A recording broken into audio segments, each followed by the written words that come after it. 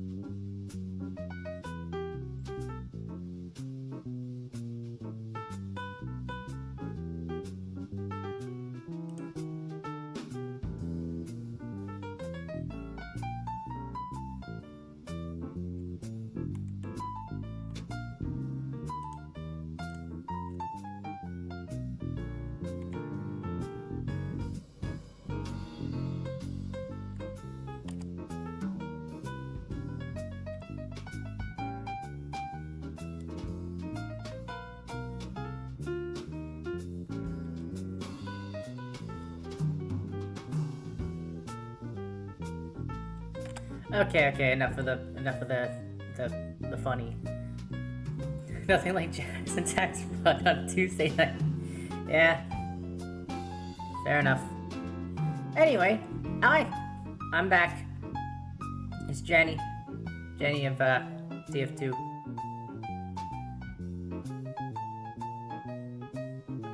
Why? What the? Ah, forget it. Okay, anyway, look, tier list, okay? We got a list. We got a tier list. Yep, that's right, folks. We're going full bottom of the barrel content here. A lot of people actually voted to see me do this, interestingly. A lot of people. So now, here I am.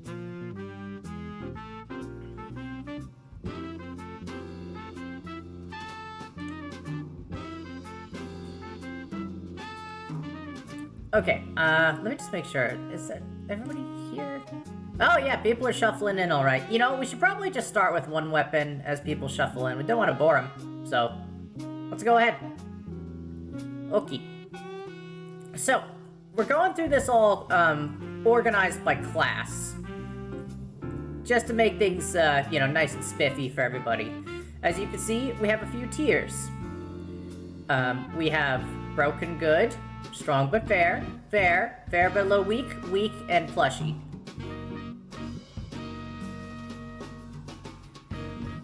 And I'm not gonna, like, bullshit around and, like, throw a weapon into, like, some place it doesn't belong for a gag. I'm actually gonna fairly rank things based on careful analysis and smart thinking. Because that is why you watch me, right?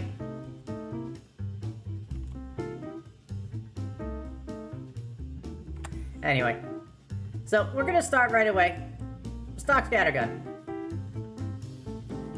Strong but fair. It's not broken. It's honestly just the regular shotgun in the game, but instead of 150% ramp up like most weapons, it has 175% ramp up, so it can reach that 100 threshold at closest range.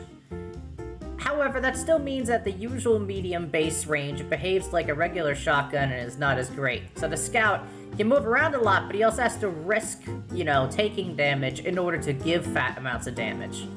And it balances just fine. Madam Bone says try-harding even the tier list. Fuck off. Force of nature. Honestly, fair but a little weak. The slower reload compared to the soda popper really, really fucking hurts. I'm not gonna lie.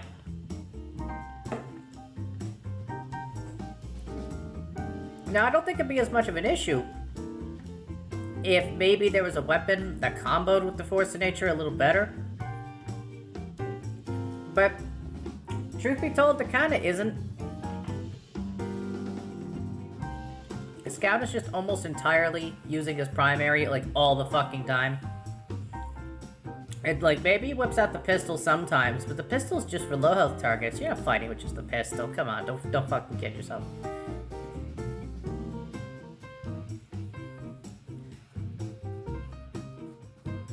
Okay, up next is the shortstop. I actually like the shortstop. I like fighting at medium range, but... Okay, look, anybody who's been playing the game as long as I have knows that at some point, the reload speed on this thing used to be faster. When the reload speed on this thing was faster, it was actually great.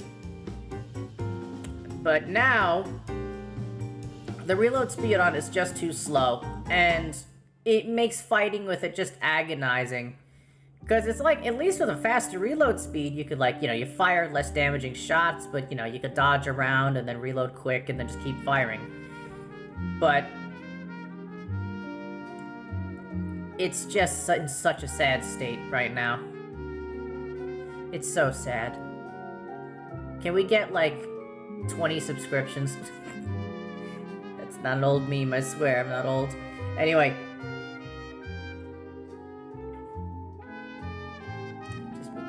Working. Yep, that's working. Okay, back to the list. Alright, soda popper. Also strong but fair. Let them come.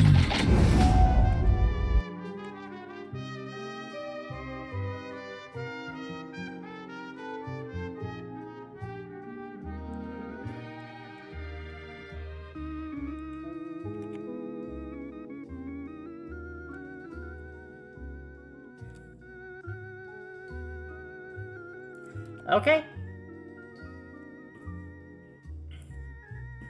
Fine. Fine, bottom camera view for 10 minutes. You want it? You got it.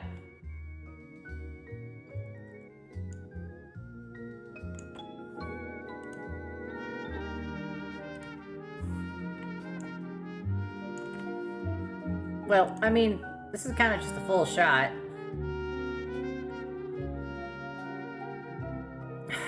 No, I get it, Roger. I know, they want just the bottom. But they're just gonna make the green screen look fucking stupid. Fine.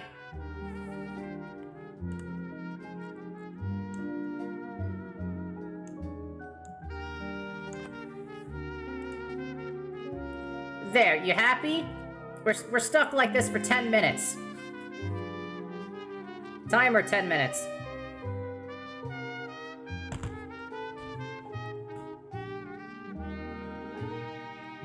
Alright, let's continue. Up next we have the Babyface Blaster. Used to be one of my favorite weapons in the game. It used to make it so you couldn't jump at all, but it used to give you a permanent speed boost and a little bit more accuracy, but you had less shots.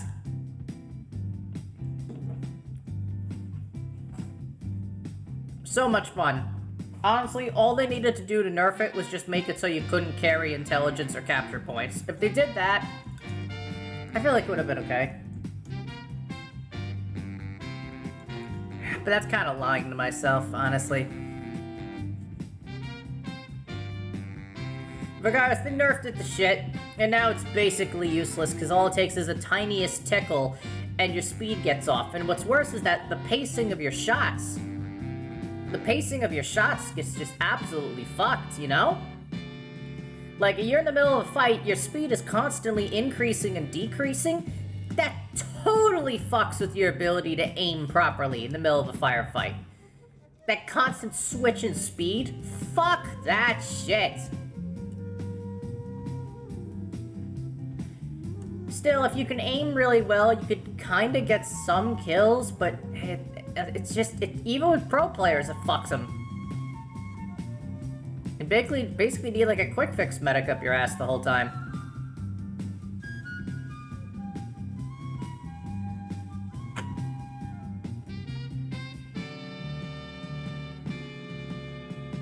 Alright, backscatter. Honestly, fair.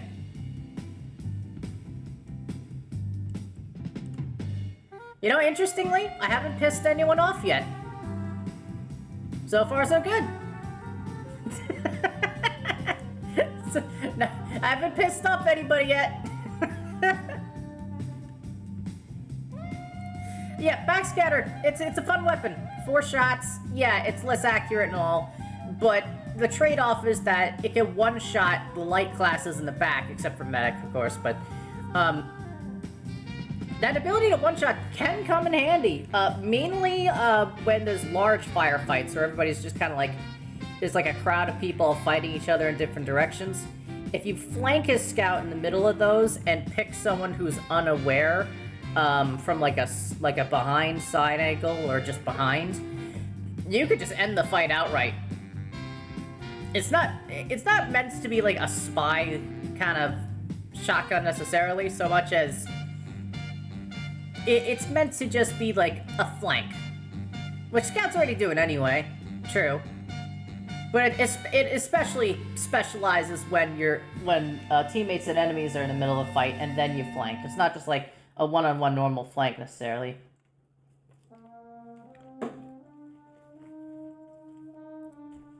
The weapon's honestly fine.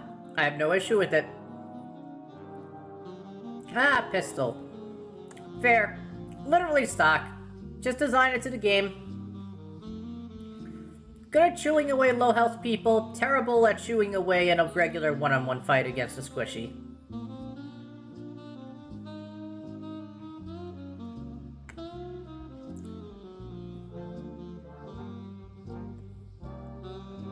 That's fine. Ooh, the winger. I kind of actually want to put the winger on strong but fair. Like, sure, the bullets, it's too few bullets to really do much. It's true. But the mobility it can give you is great. It can let you get to extra places that you definitely shouldn't fucking be. I find it especially useful on defense, actually. It's really useful on defense to getting to places that the offense people are normally supposed to be, and you are not supposed to be.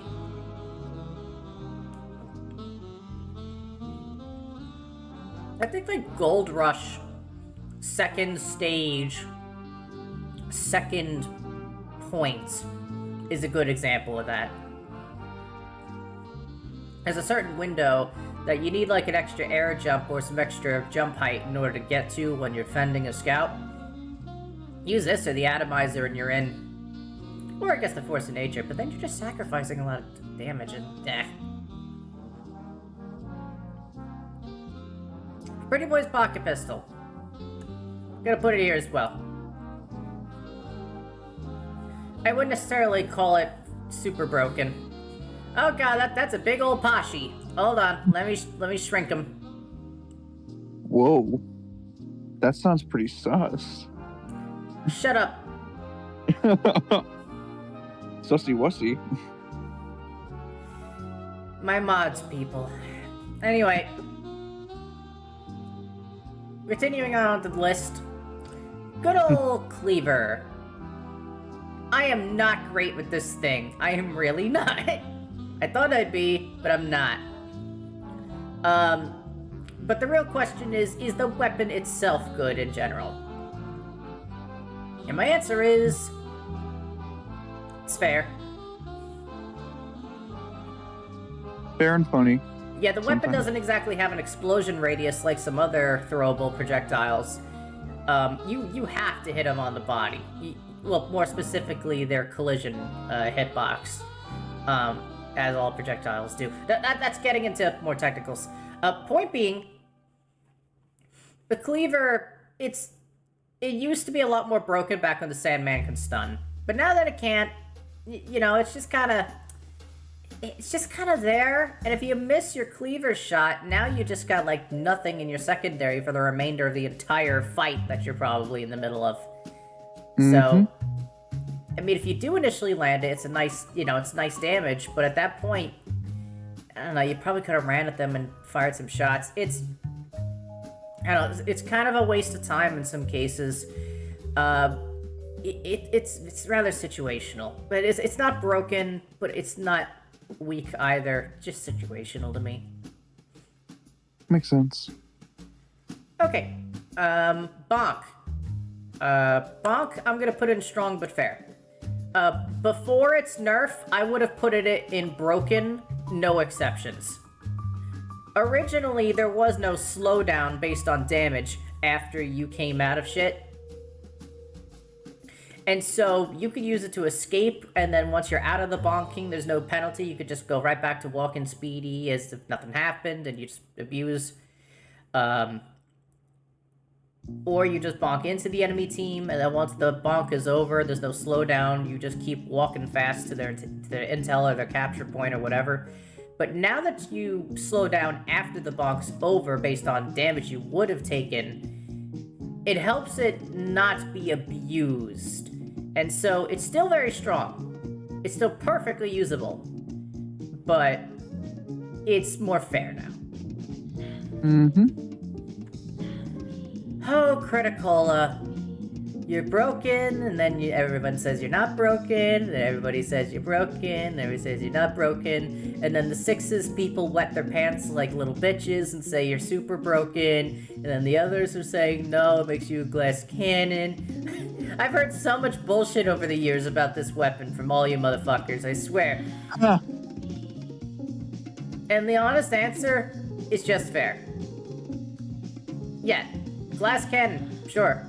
Now, in the middle of a 6v6 format, being able to pepper, your medium-range damage with no damage fall-off, is great for picking off medics, because in 6v6, medics are not... There's not, like, 2 medics per team, there's always 1 medic.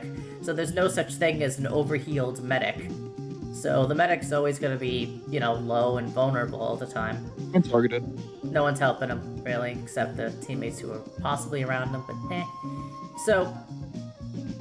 It's like at 6v6, I get why it's probably banned in some circumstances. But in most general cases, if anyone notices that you are under Criticola's effect, they're probably gonna just pepper you, because they know that they will also do some mini crit damage to an extent. Mad Milk. This is going straight into broken. I experimented with all of Scout's secondaries, and out of all of them, the Milk is clearly the most broken one.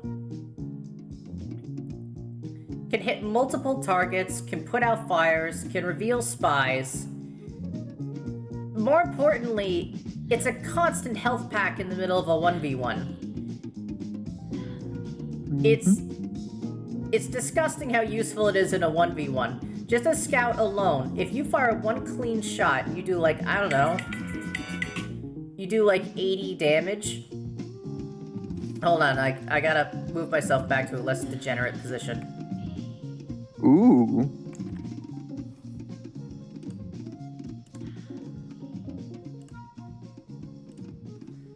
Okay, better.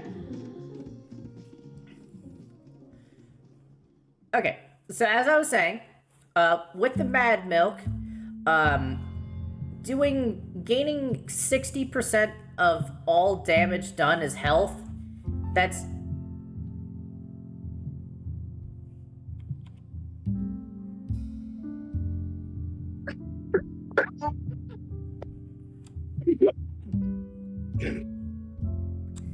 Give me like 10 seconds. Oh.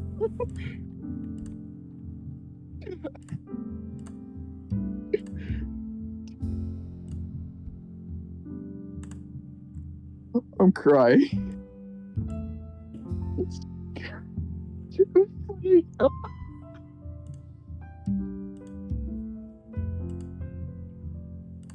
Oh, I gotta get the viewer count up. Right. Shut the fuck up. You don't. God, feels so. Hold on, they're still switching me into the damn bunny chassis. You're really so fucking weird.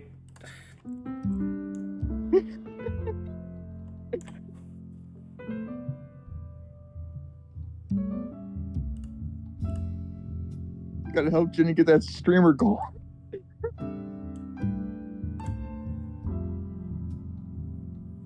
Fuck you. Hold on. Sure, when and where.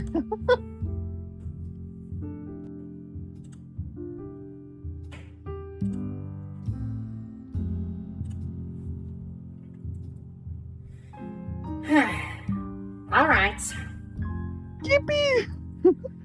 Shut your ass up. Timer 30 minutes. Guess I'm like this for a while. Great.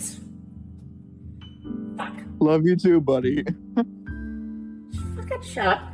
Anyway, I was trying to say about the goddamn Mad Milk that, like, usually, like, having extra health in the middle of a fight's kind of bullshit. The Mad Milk, you literally do a 1v1, you throw it against the enemy target. The very first shot you fire off, even if you took a fat amount of damage, let's say you did, I don't know, 80 damage. So, what's 60% of 80? So, 50% of that's 40, and then you take an extra 10%. So that would be 8. So, 48. You just gained 48 health in a single fucking shot out of the entire fight. And that was only the first shot you did. Right away, that is like a third health boost right there.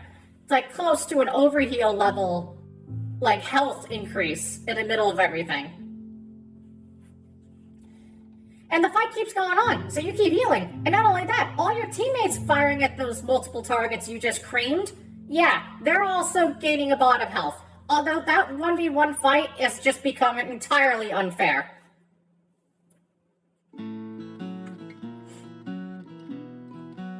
I'm pretty sure the only reason Posh has muted themselves is because they're laughing more. Fucking degenerate. Anyway. Continue on here. Bat. Okay. Bat's just weak. Honestly, no one's using it. They're just not. They're just not. Like, if you're gonna get close to try to do some damage, you know what else does damage? A shotgun. A shotgun. That's your answer.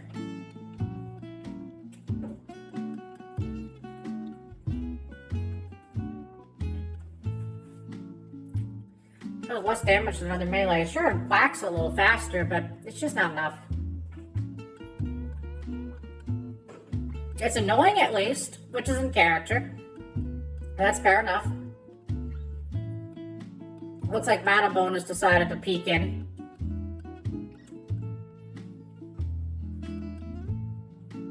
Anyway, on to the next one.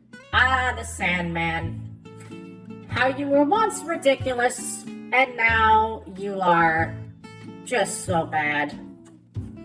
A slight slowdown effect on a projectile that's already hard enough to hit. It's just not great, and they reduce your health. It's just not worth it. Just not worth it. It just goes right into the plushie category. Ah, here we are, the candy cane.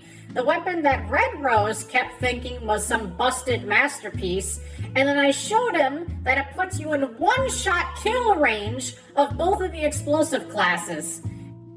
And he's like, oh, but you know, the cupcake. The enemy can also use the fucking cupcake.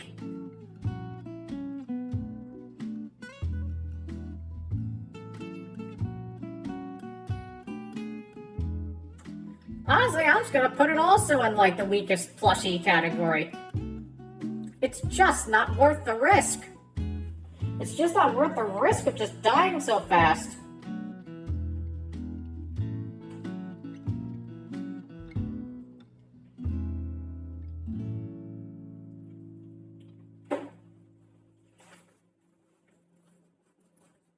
If you're looking for the free health, madam, throw the fucking mad milk on someone.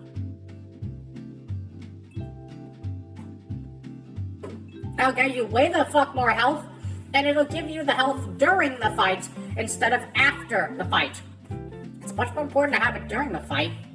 Again, a tiny bit after the fight. In a fight that the weapon literally makes it so you have less of a chance of surviving. It's kind of backwards, really. A good weapon would give you health during the fight, and then maybe a penalty after the fight's done in case a second guy comes around to murk you. No, instead the candy cane's the polar opposite. It makes the fight itself harder, and it rewards you with almost nothing afterwards. And by the way, the enemies can take it. like, what the fuck?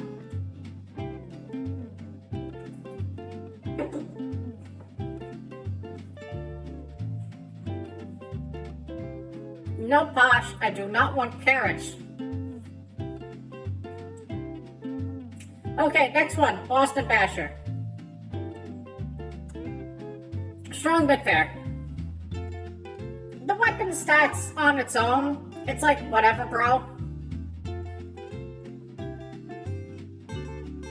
But everybody just uses it to damage themselves as scout, so the meta can keep gaining uber charge without decreasing, because there's no overheal, because you bash the overheal out of yourself. Just because of that affecting the game mechanic and the pace of the match itself, it's strong. But is it broken? Overall, no. There's plenty of other classes that can damage themselves. This is nothing new, and it doesn't break it. Carrots dipped in mad milk? No, bad. Sun on a stick. Honestly, just wait. Honestly, the only real use I see in the sun on a stick is that it can give you a little fire resistance.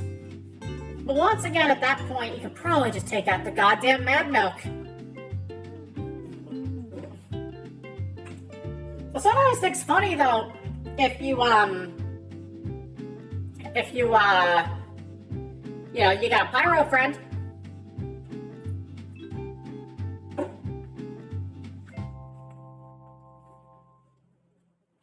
But that's really just more for a gag, if anything.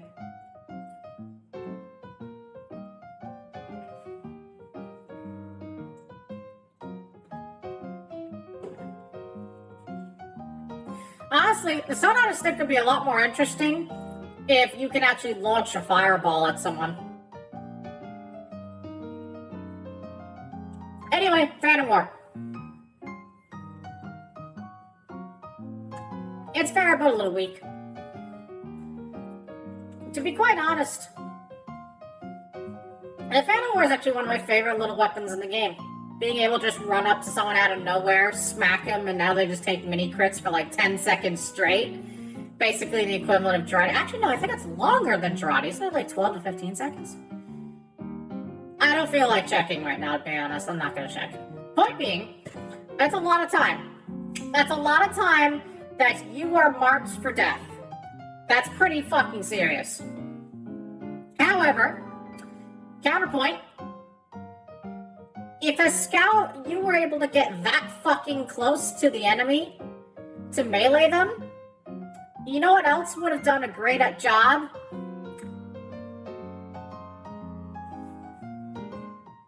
Your fucking shotgun.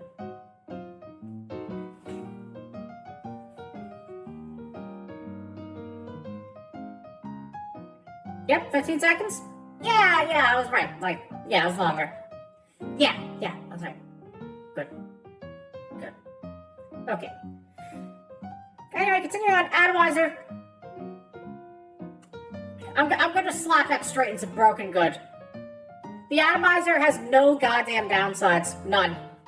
You have a third... Like, in the past, you would, like, lose health from doing the third jump as, like, a way to balance it out. Which I personally thought was a great idea. Similar to how soldiers need a rocket jump, or others need to do things. Getting that third jump, yeah, you would lose 10 health. That's fine. The only downside the bat has now is that its switch to speed is a bit slower, so you can't really use it to escape, which is fine. I agree with that. And it does a little less damage against players, but like it's not noticeable. Like base damage of the bat is like 35. You know what the atomizer does, Posh? You dumbass? 30. It's like almost no difference. And then if you are meleeing someone while you're in midair, you do mini crit damage. I calculated it. It's like 40. So it's like little to no difference in the damage, and the mini crit itself is like barely higher than the stock. So it's like, I mean, no one even cares anyway. They're not using it for that. They're using it to do dangerous flanks while keeping the full power primary and secondary.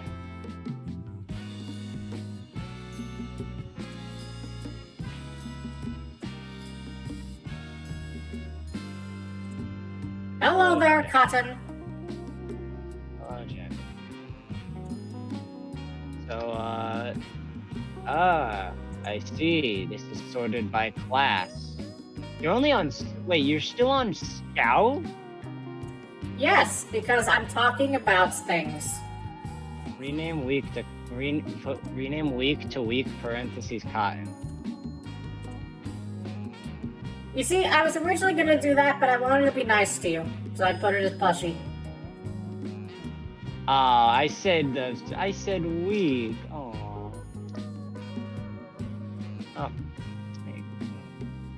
Anyway. Not that bad. Should we just rename Week to Squeaker?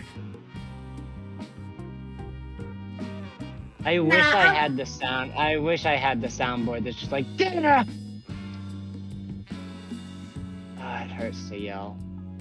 And breathe. Fuck. Anyway, continuing on. Rap Assassin.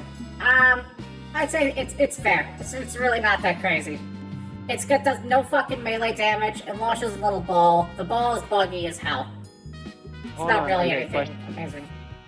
Question: What are the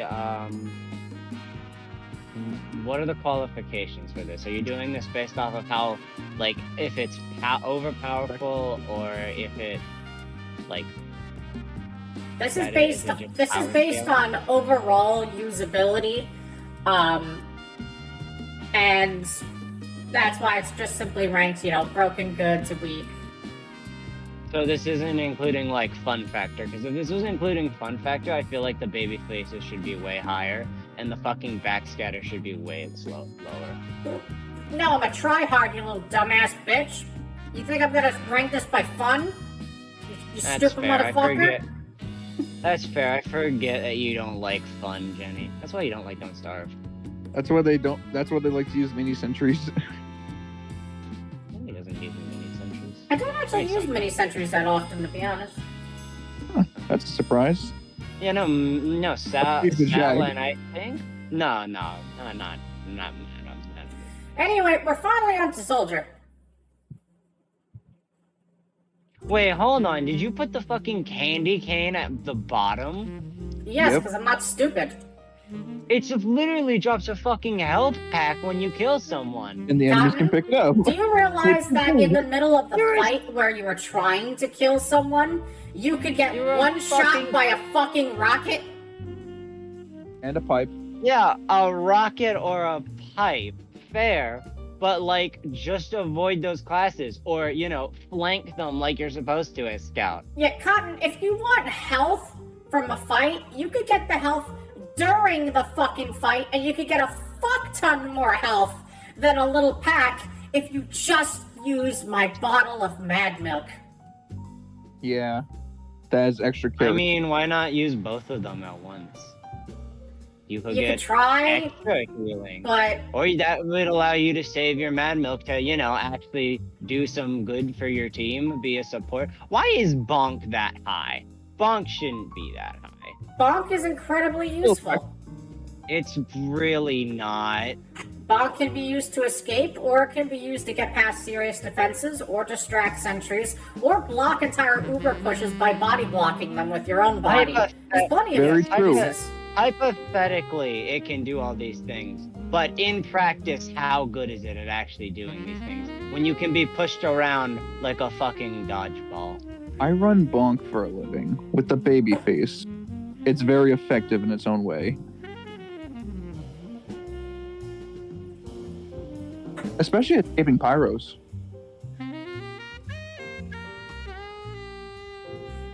Why Anyway, is soldier it- time.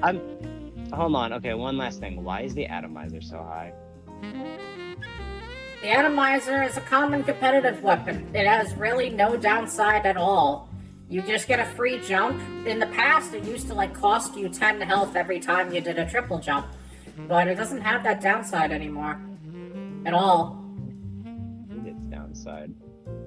Its damage penalty is incredibly minimal. Instead of doing 35 per swing, it does 30 per swing. That's stupid. It should do like 20. So yeah, atomizer, it's honestly just a straight upgrade. Can Yeah, my pretty tits much. stop being so mobile? Why are you that's a stupid question. Anyway, continuing on. Jane didn't get enough sleep last night, so they had some extra pillows right there.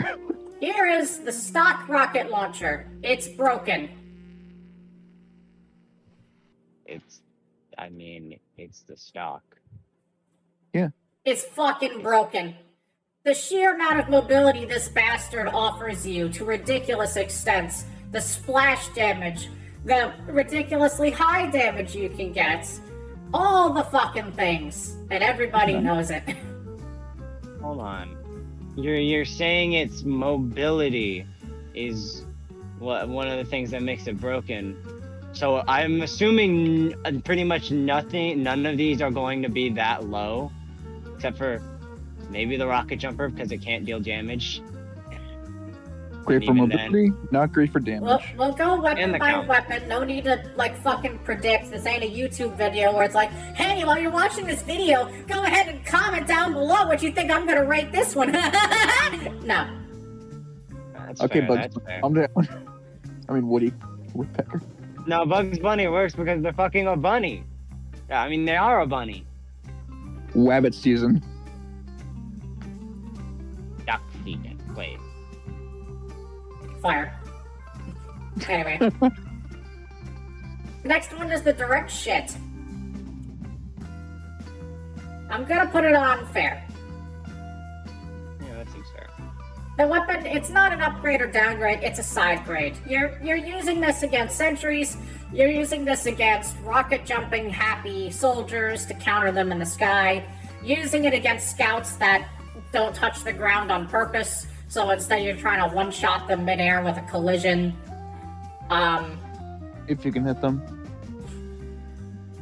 Oh, it still lets you rocket jump fine, though you have to get used to the pacing a little different. Because of the smaller explosion Yeah. radius, you gotta watch yourself. But it's still possible. If I remember correctly from back in my my rocket jumping days, isn't it good, better at doing pogo jumps and stuff? I am not the person to ask about that. That's Mhm. fair. Okay. Up next is the black box. It's Why honestly... did you take so long to finish that? Exactly. I was gonna say black box, and then I realized that's too cheap of a joke. BBC. I'm also a little. I get why they're not here, but I'm also a little upset that there's no reskin. Yeah, there's no reskins. Fuck you. Anyway. But you will. Aw. Look, black box. It's honestly just fair. It's just fine. Mm-hmm. It's got one less rocket. That means you are significantly less mobile, and that also means you have to reload or quickly switch to maybe a shotgun in the middle of a fight.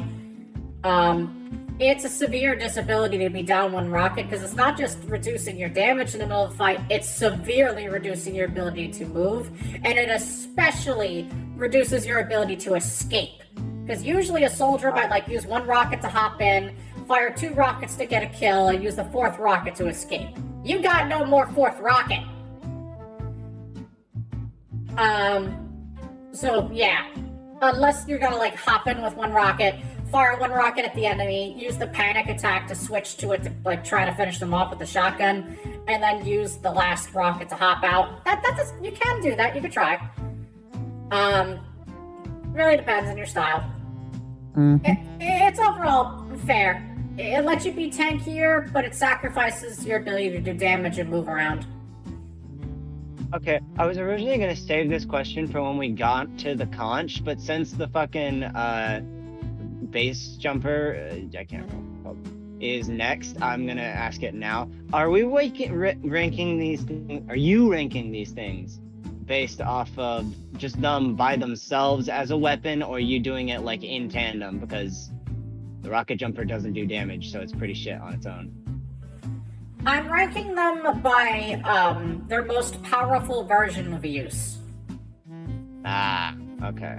I'm ranking them at their highest pinnacle of use. And in the current era, in the current stats. I think the black box should be higher because of its combo with the conch and how much healing a soldier can get from that. No. That makes a soldier practically unkillable. No, it doesn't.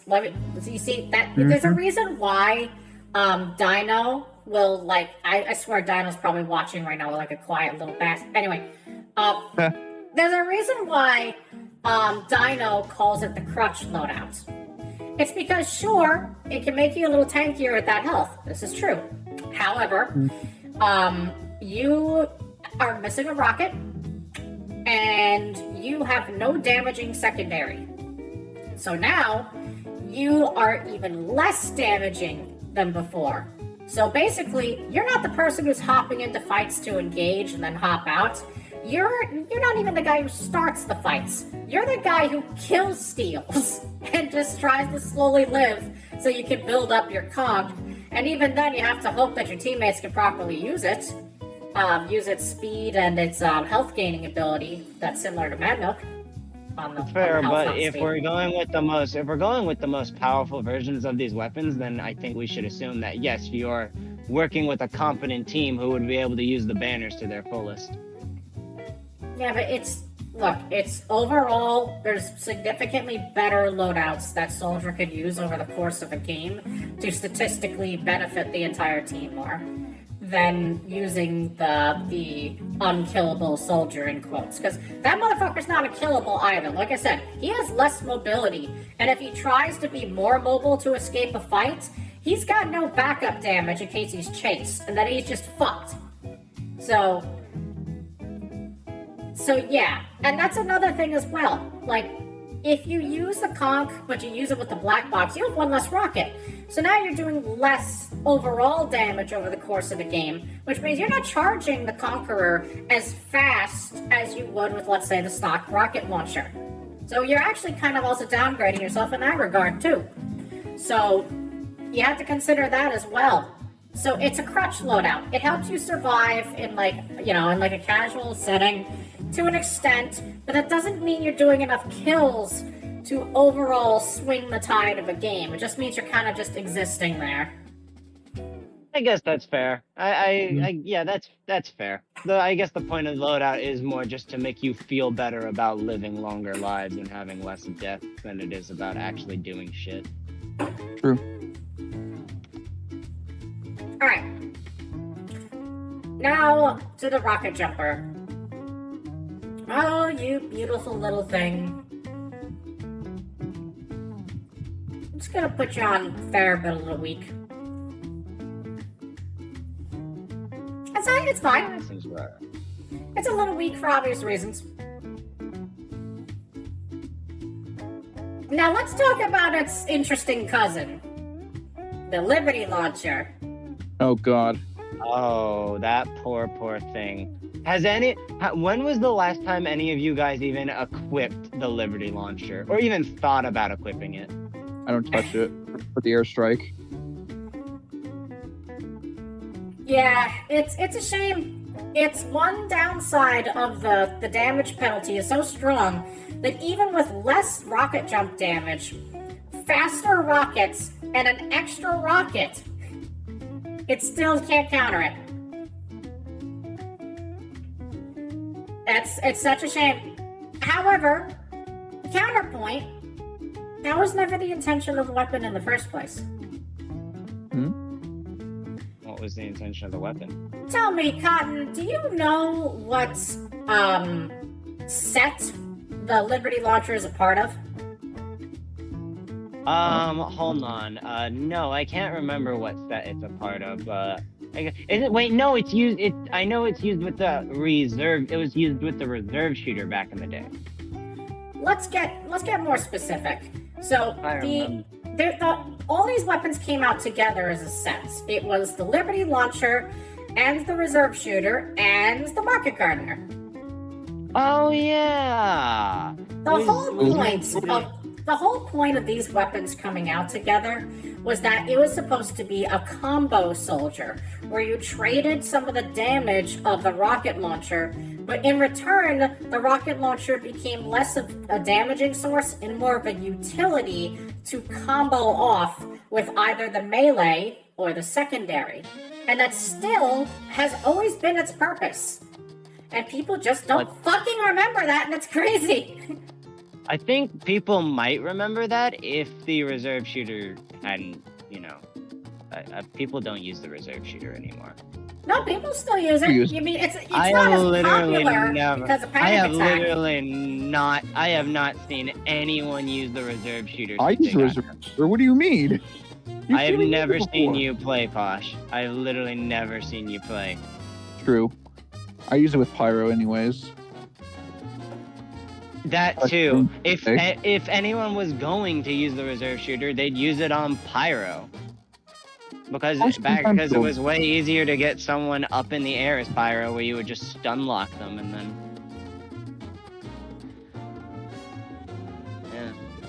Yeah. It's fun to see the kids rage when I do that. I guess, look, overall, the point is the Liberty Launcher, people, like I said, you gotta think of it at its pinnacle. And the whole point of the Liberty Launcher is to combo. So, if you're trying to use it at its best, you're using it with either the reserve shooter or the panic attack, and you're equipping the Market Gardener. And this way you're hopping around a lot more. And by the way, it has the extra rocket, which means you have one extra rocket of mobility built straight into the weapon, along with less damage taken. So you're using this thing, you're hopping around, you might pop someone in the air real quick and get a mini crit shot off with the reserve shooter, or just switch to the panic attack, fire 2 shots, whatever you feel like. Or you might just hop around with it, Market Garden, and then just hop right out. And that's just kind of the point. And if you use the Liberty Launcher with the reserve shooter or the panic attack, and you kind of do rapid weapon switching, you fire a rocket, take out the shotgun, you fire a shot, you switch back to the rocket launcher, you fire a shot, switch quickly back to the shotgun, you fire a shot. That one after the other kind of strategy, that's actually how you're supposed to do it. And it can be effective and damaging, especially with the panic attack, actually. Once that came out, that changed things a bit. Now, you're personally not going to see me playing combo. I'm not much of a combo style, personally. But it can be quite effective. Especially if you're good at rocket jumping and so you hop in and out. That being said, I'd say the weapon is fair. I'm not going to say it's strong, but I'm not going to say it's entirely weak either. The whole point of the weapon is that you're comboing it with other things. So, essentially, if you want to be a Trollger, but you want to be a Trollger that's better, you use the Liberty Launcher instead of the Rocket Jumper. So take notes out there, Trollgers. If you wanna play a Trollger that sucks less, use the goddamn Liberty Launcher. It's literally, these weapons are literally meant for each other. They're in the same goddamn set. Anyway, Killing New Soundsmith video. What? Can't wait for the new Soundsmith video. Oh, what? You think someone's gonna fucking watch my stream and do a fucking TF2 YouTube video of me. Good fucking luck, fucking Chicos. No, they're not. They don't have the balls. Don't say that, or else you're gonna be proven wrong. No, they don't have the fucking balls. Look, everything I'm saying here is just accurate. I'm giving a fair shot to everything. Its history, its current status, its overall uses, any combos it can have that could try to give it an edge. I'm doing an objective look at everything.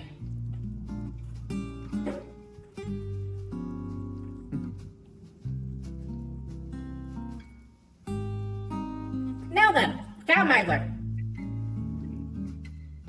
Cow Mangler also goes in Broken Good. The Cow Mangler is just a stock with an upgrade, and the only real downside is that that all crits are mini crits instead. But you shouldn't be relying on crits, and usually your medic's not using a crits creek either. So, honestly, it's not a downside. And the other thing is doing no damage to sentries. I mean, you can And while stun that is them. kind of bad, you have plenty of other teammates that can help kill sentries. Oh, thank fuck, I could change back. Okay, let me put you in something worse real quick.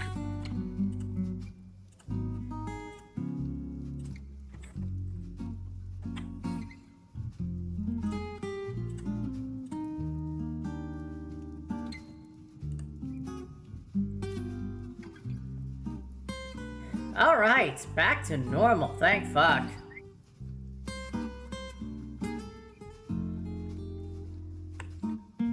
Alright, so yeah, in general, you have other teammates that can deal with sentry stuff. So, sentry stuff out of the way, this thing is just a straight upgrade of an already busted-ass weapon in the game. So, it's just also here.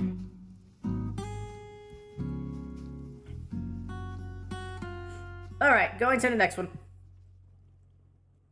Beggar's Bazooka. Welcome to the Beggar's Bazooka, also known as it got a terrible nerf that hurt it very badly. Wait, it got nerfed? Did it get Wait, nerfed? really? The Beggar's Finally. Bazooka originally did not have a smaller explosion radius when it came out. It has a smaller explosion radius? That sucks. You need to read. No. And what am I supposed to read? Shit from literal years ago? No, you can go in your fucking inventory or when you're choosing your weapon, and it'll literally just say in one line of text what the fucking stat is. Come on. I mean, I don't play soldier, so I don't know what you're expecting from me. Bruh. Look, anyway, Beggar's Bazooka is a weird-ass weapon. It reloads shots in order to then fire them all together rapidly. It's obviously busted in Man vs. Machine because you just keep firing shots and the robots aren't exactly dodging. So no one can know. So yeah, of course it's good there. For multiplayer sake though, it's a weird weapon to use. Technically you could get multiple air explosions because if you overload it, it explodes on its own. But you could abuse that to actually get to some places further at the same time if you got some gunboats equipped. So it's... in the right hands, it could be a really fun close-range weapon to abuse. However, that also means that it gives up range in general, and that's, that ability to do medium-range consistent damage with rockets as soldier, is a significant trade-off. Overall, I'd say it's strong, but it's fair now. But before, when it didn't have the explosion radius reduction, I would have probably put it in the broken category, I'm not gonna lie.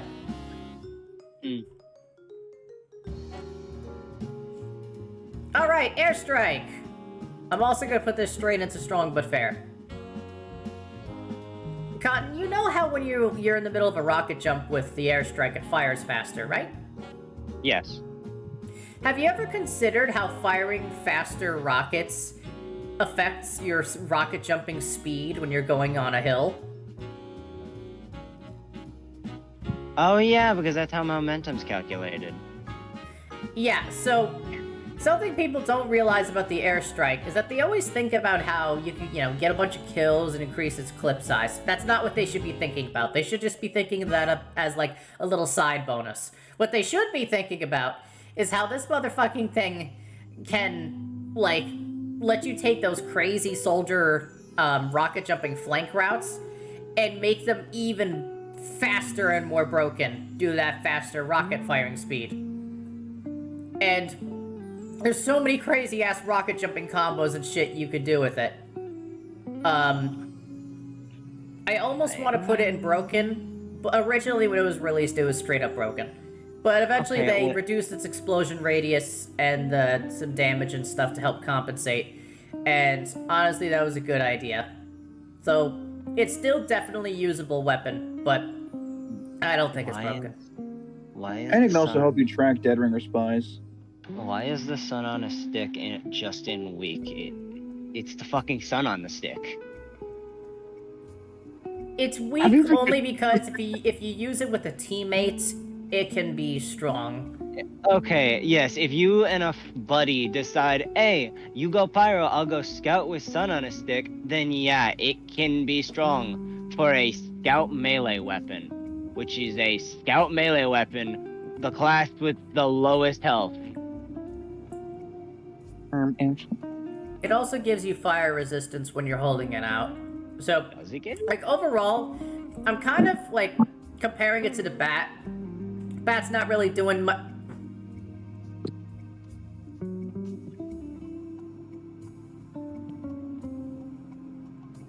Wow. Give me like 10 fucking seconds. Hold on, let me see. Did someone put you in another body? Yep. Is it Bunny? It is also Bunny, yes. How many times have you been changed in the past 30 minutes? Well, I guess if it lasts for 30 minutes, then you got changed at the start of the stream and you got fucked over. Well, technically they didn't get changed at the start of the stream. They got changed at 10:57. Timer 30 minutes again. They got out of Bunny at 11:27. 5 minutes later, Aki chooses the same thing. Wait. Oh, you gonna this bitch fuck is gonna auto-tune me? It seems like it. I made that so expensive specifically so people wouldn't use it. Haha. You only made it 20. Good luck, I didn't put you in furry yet. This is gonna sound awful.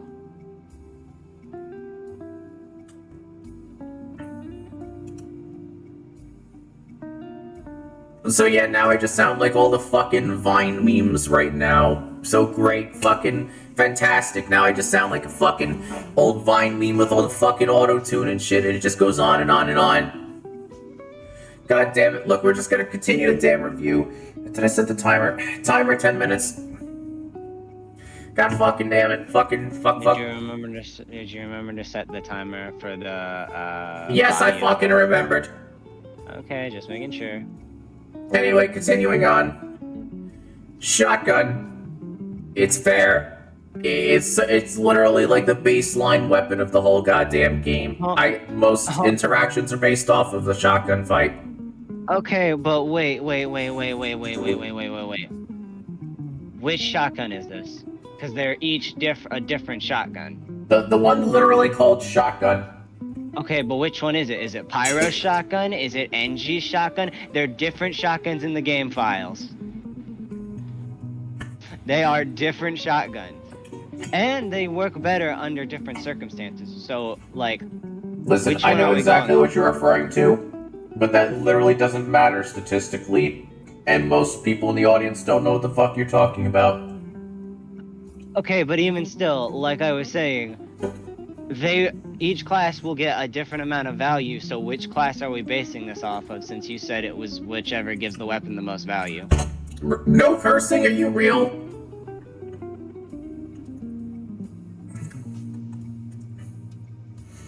I think Aki just felt like spending her points today. One of my mods is gonna have to go back and see how many times I cursed after they redeemed it. It wasn't that long ago. I think we could just... And even worse, now I gotta, like...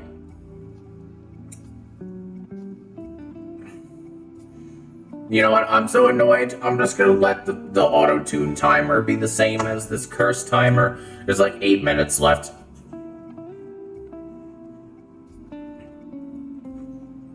I'm not making a third timer. Getting annoyed.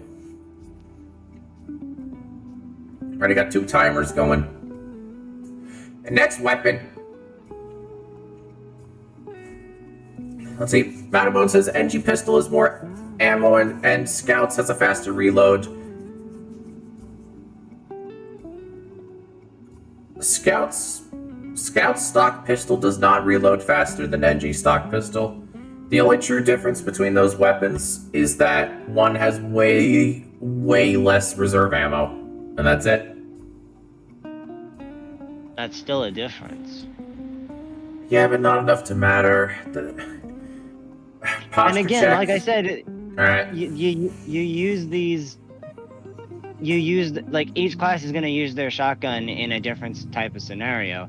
Usually a heavy will only use it when he's retreating, but a pyro or like a soldier might use it to pepper the guys in with. Okay, I'm good now.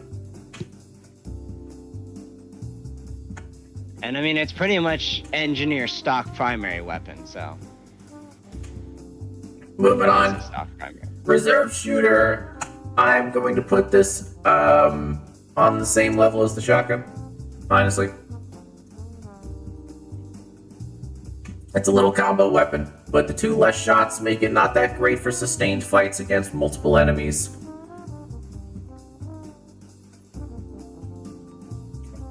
So it's still plenty useful. It's never really been nerfed ever. It's just always been itself.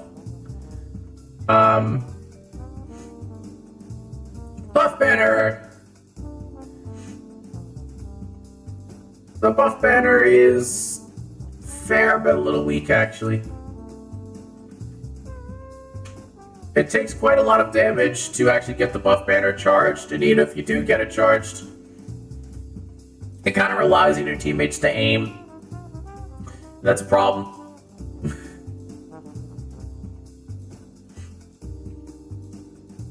Talk about something later. Don't worry, Aki. I will attempt to remember, but probably forget. I'll remind you.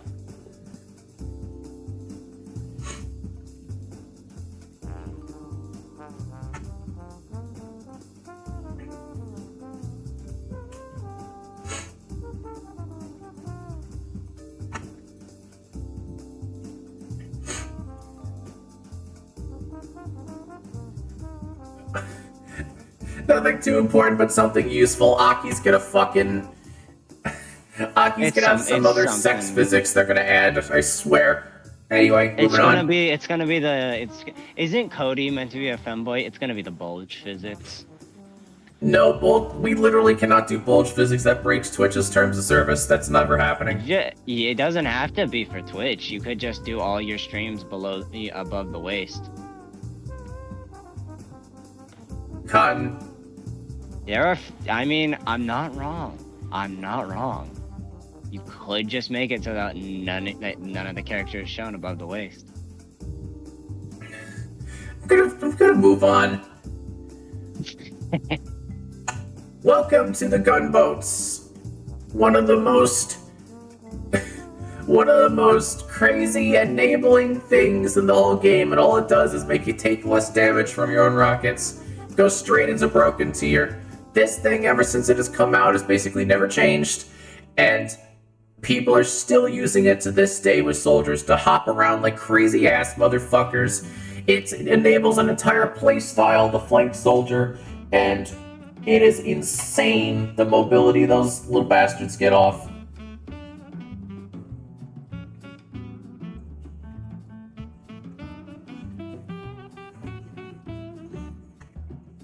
And everybody knows it. But it's fun, so nobody bitches. Isn't that right? Yeah, it's good.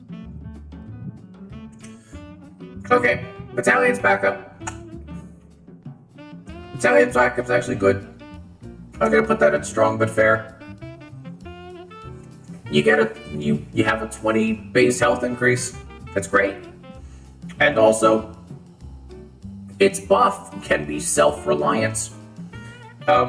Like with the buff banner, you have to worry about, you don't really have any defense during it. and your teammates might not have good aim. With the Conqueror, your teammates also might still not have good aim. Hold With the battalions, everybody just gets simply protected whether they're hitting their shots or not. Hold on. You've been saying that this is their most optimal. Didn't we assume your teammates can fucking aim? I mean, especially in a competitive scenario, I think you should assume your teammates can aim. Yes, but once you consider that factor, you then have to consider charging, and you also have to consider the fact that competitive people, they can aim, but they can also dodge. They literally practice dodging each other, dodging people who aim well. Do you understand? That's fair, but you can't really dodge hit scan now, can you? And I'm pretty sure they still get mini you crits. fucking can. Why do you think they hop around like mad rabbits?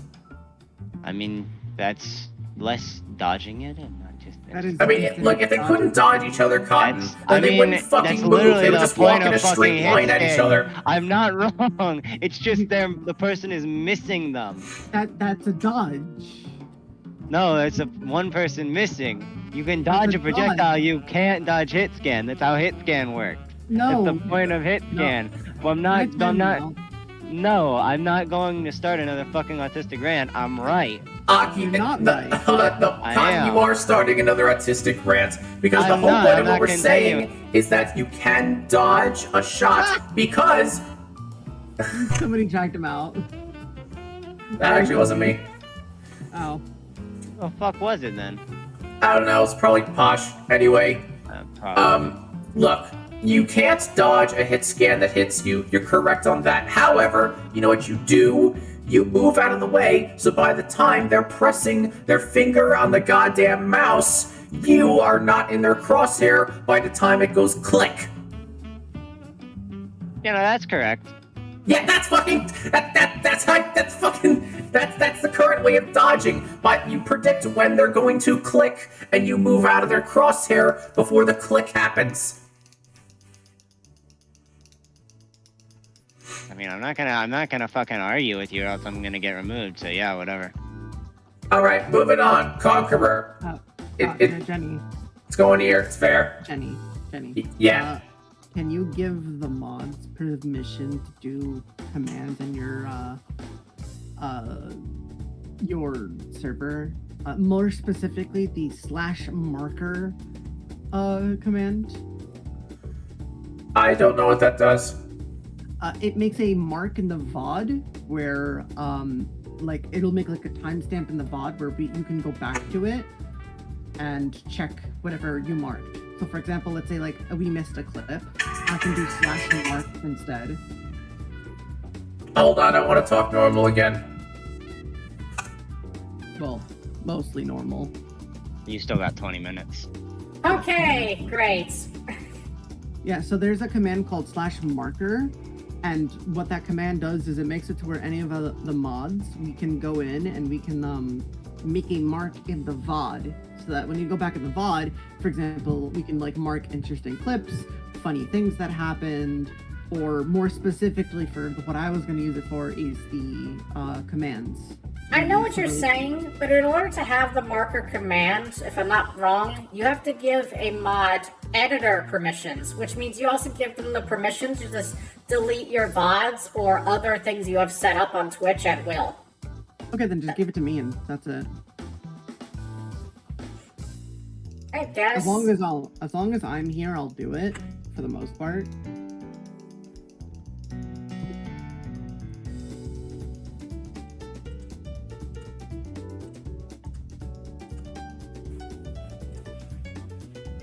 I again want to mostly use it for the /mark command. I'm trying to remember. Did they have like a not that bad streaming tools? God damn it. Roles manager. You don't have to do it right now. You don't have to do it right now. I was just saying, like, in the next time you stream, it'd be nice to have that availability. Here, Aki, you now also have the editor role. You should be able to apply the marker command. I will test it out in a minute. Oh, I'll test it out right now. Yes, I do have that availability now. Okay. Alright, cool. I have the accessibility. Thank you.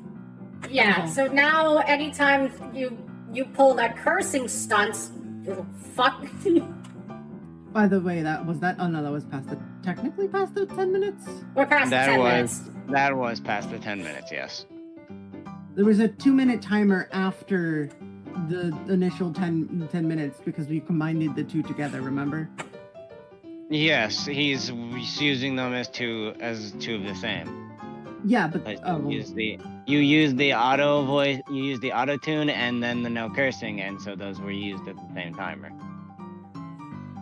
beach, but okay. Anyway, we're going to the next weapon. These are the man shreds. You can Goomba stomp.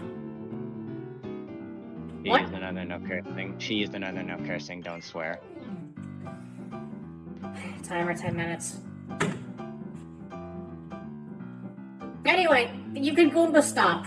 You get more control when rocket jumping around in the air. It's harder to knock you back. They're fair but a little weak. I don't know. Maybe if they did more Goomba stomp damage, people would try to land on people more and it'd be really, really, really, really funny.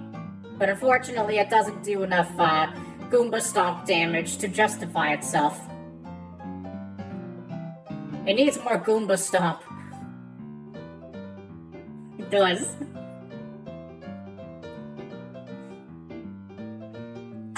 Okay, Righteous Bison plushie. Yeah, that's fair. Yeah, we're not even gonna argue here. This Yeah. thing used to penetrate, and now it doesn't really do the penetrating repeated damage clicks anymore. And so now it's like the Thompson, but without the Thompson's benefits. It's sad. It's just sad.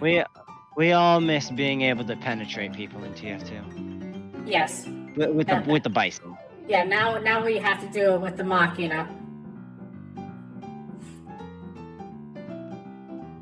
Okay, base jumper.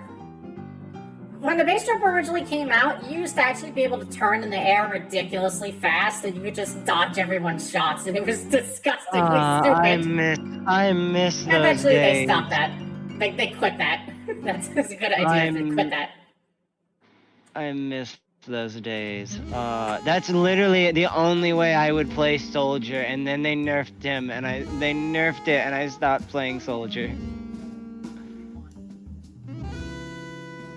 Oh, I'm gonna skip that song.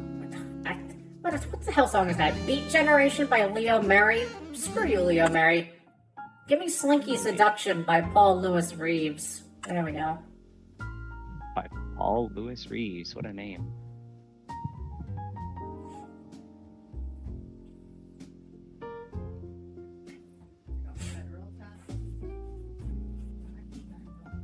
Dino says, Atomizer better than the Boston Basher. Yes. The Atomizer is useful in basically all basic scenarios for Scouts doing any flanking stuff, which he's doing anyway. Really no downsides. You just get the extra mobility and you could get to places you probably shouldn't be while still keeping the power of your primary and secondary. Boston Basher, in most circumstances, you're hitting yourself. So that's already bad. The only upside is that you could damage yourself to help with Uber charge buildup, but the medic's not always around unless you're in like 6v6. So like 6v6, it's good. It's obviously the best strong there, but you know, in general, otherwise, it's a pretty bad bat. Does that really make the weapon strong though? I mean, because otherwise it's a bad... In terms of the tempo of a game, yes, for 6v6. Okay, next weapon. The panic attack! Everybody loves the panic attack. You switch to it fast, you fire fast. It's a little bit of a panic, but it attacks. I have the best commentary. Please like and subscribe. Anyway. Yes, please like and subscribe. VOD watchers who don't exist. Please like the VOD and subscribe with monies. No. Yeah. No. Please use your Jeff Bezos Twitch Prime free subscription. That's Luckily, this technically time not the next free. body goal is at 100 subs, so I don't have to worry about some degenerate bullshit being made so fast. Unfortunately, I still have this, And there's still a fucking femboy version of me being made next, so Anywho, panic attack. I'm gonna put it in strong but fair. That's my entire bank account. Fuck that. What? But anyway. Oh, I was just looking at how much 100 subs costs. That's like $600. You're not doing that. No. I mean, I could. I don't pay bills. I could. It would just Atamanis empty says, my- Ayo! Ayo, how are you doing, Atamanis?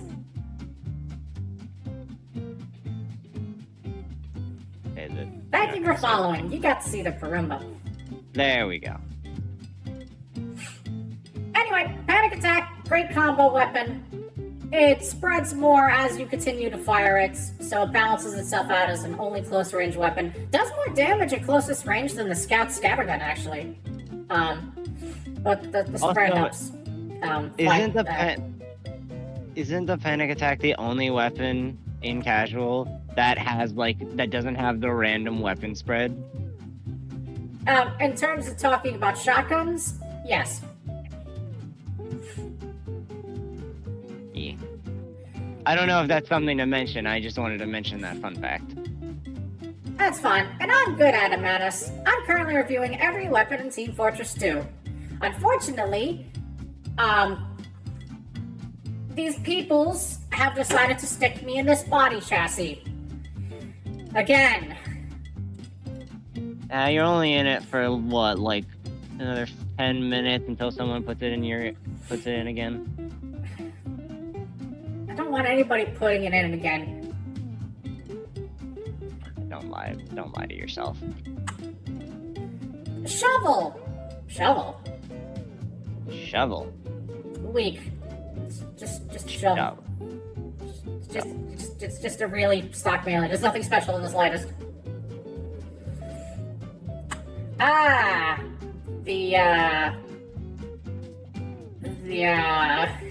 That's the equalizer. It has blood on it. It's meant to attack. The equalizer, even if you're at like half health, the damage it gives is just not worth it. Even if you're at like 1/4 of your health pool, like 50 health, the damage it does is still just not worth it to justify it. It's really not. Like, if you're at like 1/4 health, could like one-shot a scout if you slapped it, that would make it justifiable.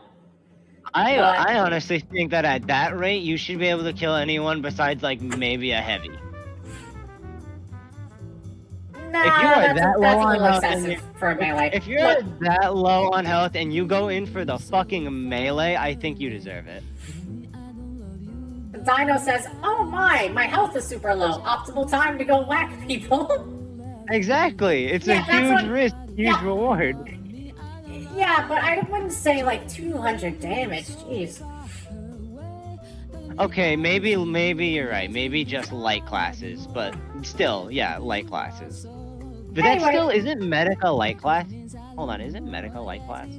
That's Medic's 150 HP. I think it should do that much. It should be. If you are that low, the fucking medic deserves to be dead. Anyway, the pain train. Extra capture rate +1, but you take 10% more bullet damage all the time.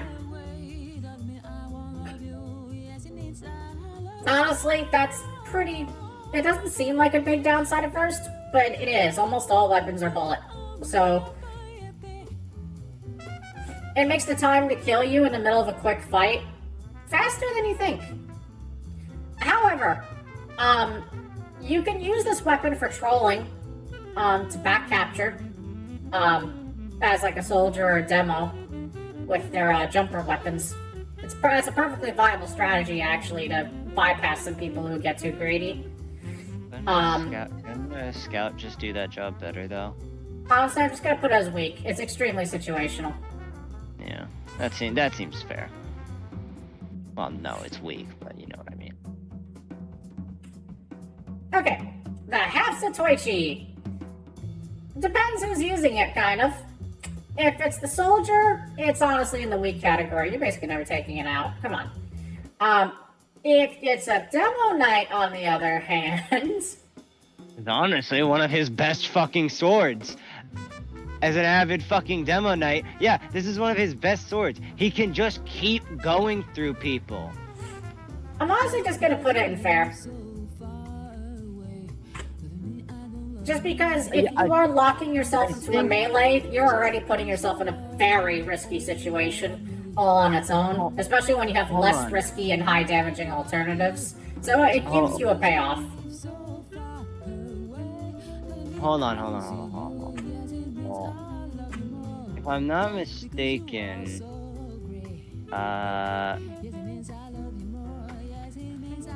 this thing also, if you remember, has the capability to kill anyone else using this instantly. So that's just, if you run across someone and you get that, that's just a free kill, and that's all your health back. And also, not to mention, I thought this thing couldn't do the full crits. No, that's the tide turner that causes that. I honestly think it should be in strong but fair. I'm just gonna put it here for now. Just Okay. because overall, if you're trying to play an optimal, like, powerful demo, you're not playing Demo Knight. And you're not playing Hybrid Knight either. Who's kidding themselves? That's fair.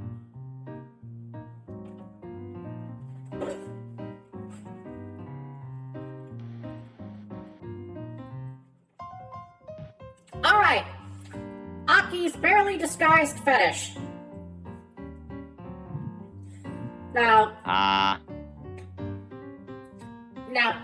disciplinary action here has a massive melee range.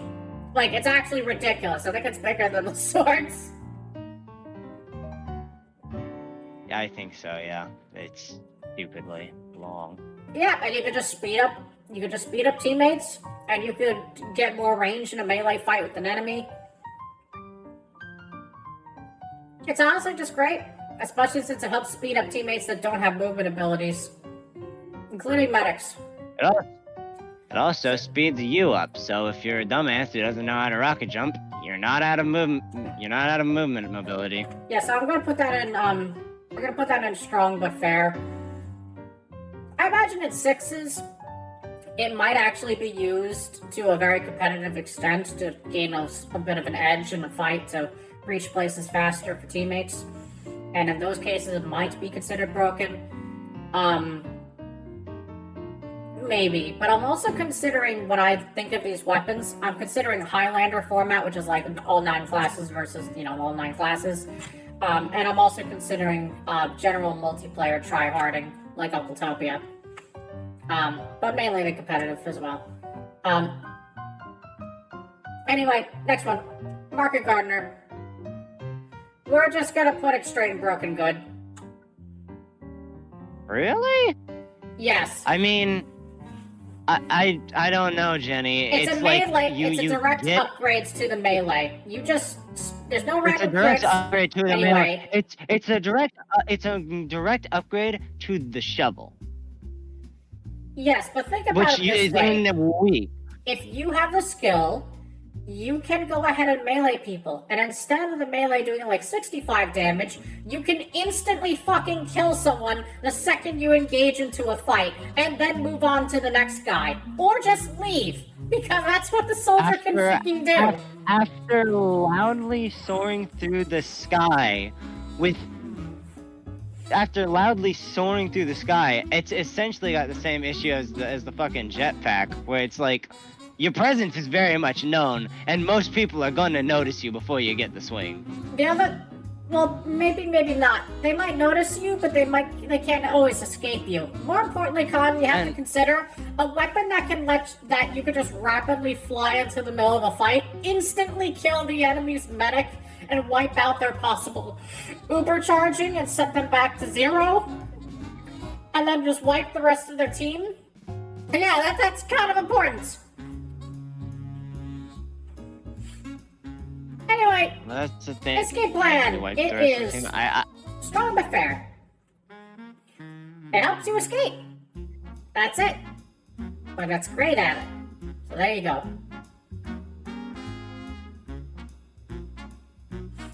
Okay, finally Pyro territory. Flamethrower. It's fair. Nothing fancy, honestly.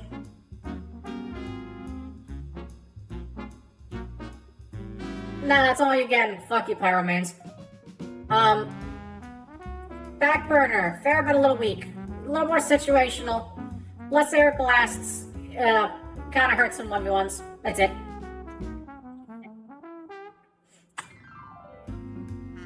Degreaser! I'm gonna actually put that above the regular flamethrower. The ability to combo with Pyro's other weapons has always been a staple of competitive Pyro playing for ages, and for good reason. You're relying less on the ticks of Afterburn over a longer period of time, and you're instead trying to do as much damage as possible right now. There's no damage decrease to the actual main flames, it's just the Afterburn that has the damage decrease. So, you'll flame someone off normally in the middle of the fight, and then you'll just switch to maybe a shotgun to finish off a fat chunk of their health, or you might switch to the extinguisher to hit them with a fat damage swing. Kinda up to you how you combo. Some people will do a flare gun punch for a quick 90. But overall, it's always been considered a very aggressive competitive flamethrower for serious pyro mains to use. The Phlogistonator. I'm honestly going to put it in, honestly, it's just fair. Some people are gonna get mad at me. Go fuck yourselves. No. Flog is Okay, fair. why, Jen? You have It's no. not, You and can't you're- air blast It's away not. Uber I'm charge. literally... You can't air blast away Uber charge combos. Okay. You can't Okay, air blast okay, away but projectiles Jenny. and stickies and all the other Okay, shit. but Jenny... Okay, but Jenny, listen. The scorch shot. Okay, that's your argument destroyed.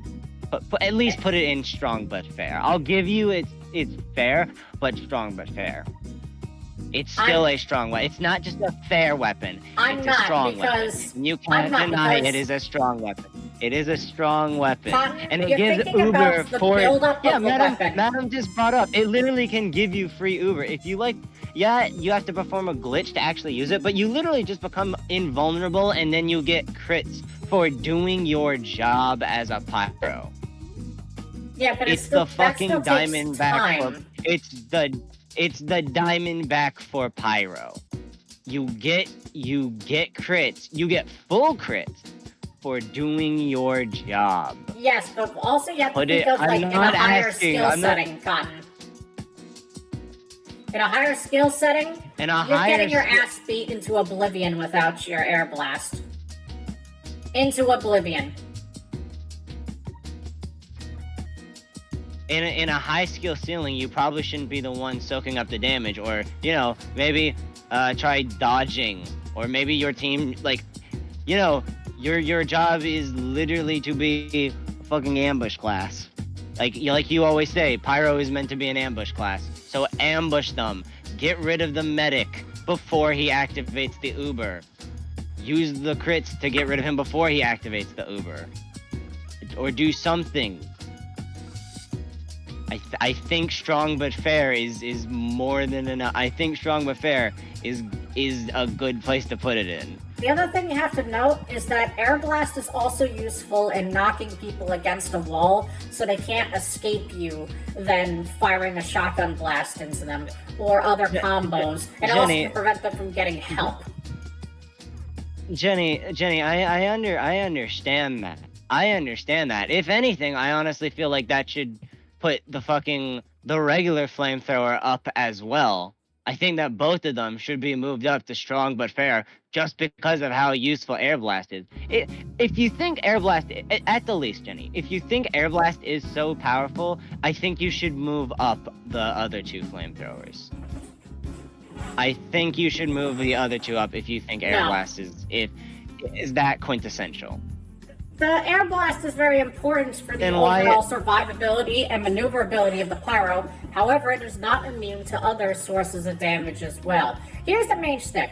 If you're using the degreaser or the flamethrower, you're getting the ability to, maneuver around in certain fights and do many different utility things that are necessary for your role. If you use the flog, instead of having immediate usage in the middle of firefights up front, you're kind of just sitting in the back line firing little fire shots over time and hoping to build up to something, but that something can just get killed. The original flog, when it came out to help this, actually gave you uber charge and crits together and let you walk around like that. It broke the game, and it broke the normal tide of a game. It broke choke points. And therefore they stopped that shit. And that's a good thing they did. I've had some people say they should bring that back, where it gives you like 6 seconds of like full invulnerability to walk around with along with the crits, and I'm like, no, that's stupid. That's a bad thought.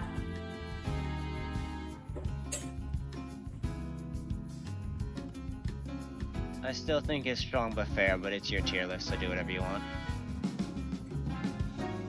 Also, could you stream into the Discord? Because for some reason Twitch is being laggy for me.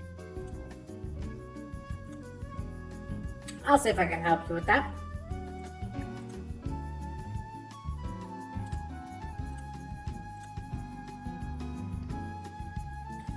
That should help you a little bit.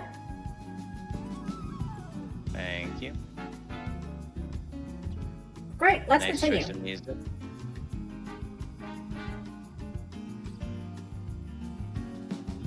Alright! The Dragon's Fury. It's fair. It used to be busted, then they made a change where you have to actually hit, the middle of the body, or you had to hit the actual body itself, not just the collision box like most projectiles. You had to actually hit the body itself in order to get the proper triple damage on fire targets. And I'm glad they made that change. Sure, it's made the weapon significantly weaker now, but if you can aim the shots in your predictions and or use it in combo with other things, the Dragon's Fury is still an absolute force to be reckoned with. Can do more damage per second than the regular flamethrower if you're landing shots right, and it can destroy the fucking shit out of buildings. Yeah. So yeah. Yeah, no arguments for me here. I agree with that. Okay, flare gun. It's also just fair. It's not. Why not just really, why not that just much. fair? I mean, I feel like since it's pretty much Pyro's combo item, I feel like it should be alongside the item that you said was really good for him doing combos. I mean, does that not make sense? It makes sense to an extent. However, if you speak to more modern combo pyros, every single one of them is using the panic attack. They're not using the flare gun. They'd rather have the immediate fat damage that they could switch to even faster than switching to the flare gun and then possibly missing and then having to reload a whole shot. That's fair. That's fair. Alright, I'll give you that. Hello, Cerberus. Welcome to the stream. One day, Cerberus, maybe you will spend $5 to get yourself a Walmart's some Walmart earbuds to jack in. Or you could... No, that's a stupid joke. Anyway, let's go to the next one. This is the Detonator. The Detonator is strong but fair. It is Okay, the Pyro's way of rocket jumping around, and can also be remotely detonated in midair. So if there's a scout flying around that's dodging normal shots, you can detonate the flare in midair while the scout's in midair, and time that as you wish to go ahead and set his dumb ass on fire. You can do that to other people as well. if you're in the middle of the air, you can actually remote detonate it midair after firing it to actually change your momentum and trajectory in midair. It's not often used, but I've seen clips of it, and it's great. Yep, I fucking love the detonator.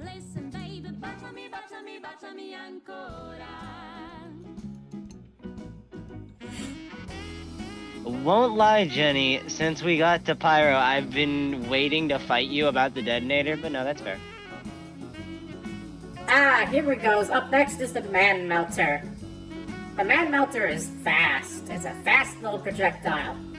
And you can absorb with using, it's like a pseudo air blast. It was essentially meant to complement the Flog for the fact that it doesn't have air blast, so you can still take fire off of people and then use it back against your enemy. It's incredibly situational, though. The only non-situational thing about it would be the fact that it can, have a faster projectile, which essentially makes it a little more overall accurate to hit people with. But it doesn't crit on fire targets. Which Isn't the point of the weapon that when you absorb another player's thing, it gives you crits? That is correct. However, that's very situational, because you're essentially relying on the enemy pyro to be a complete idiot. That's fair. So, it's honestly just going in the weak category. Hello, Life. Welcome to the stream. I am rating every single Team Fortress 2 weapon. Alright, we're just gonna try to go a little faster, honestly, if I can help it. So anyway, go a little faster. Next one is the goddamn scorch shot. Okay.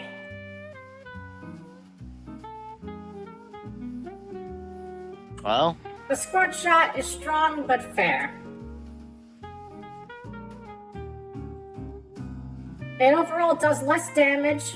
It gives you so it cannot do a critical major damage hit like the flare gun. It has way less mobility than the detonator. It even has a damage penalty. But in return for that, the upsides are that it has an explosion, which can result in a second little explosion, and it has a temporary knockback effect. So, overall, it sacrifices mobility, and it sacrifices the ability to possibly one-shot a motherfucker, in return for consistency. And as much as people want to bitch about it, the weapon is overall balanced. It's a little annoying to fight, that's true. But it's balanced. And honestly, Pyro can use all the good shit they can get. he has I feel like that's a bit much. He has fucking air blast and the detonator. He doesn't have many good melees though. Anyway, up next is the thermal thruster. I actually really enjoy this weapon because it lets me go vertically places where Pyro normally shouldn't. The detonator is great for a lot of horizontal mobility, similar to how Scout uses their double jump in a way. But the thermal thruster lets you get to places that normally only Soldier and Demo are supposed to hop up to as flank routes. And now the Pyro can do it, and no one fucking expects it. Nobody. Not a soul. I just realized the timer's up. I could be free now. Hold on. I give you like at most 2 minutes.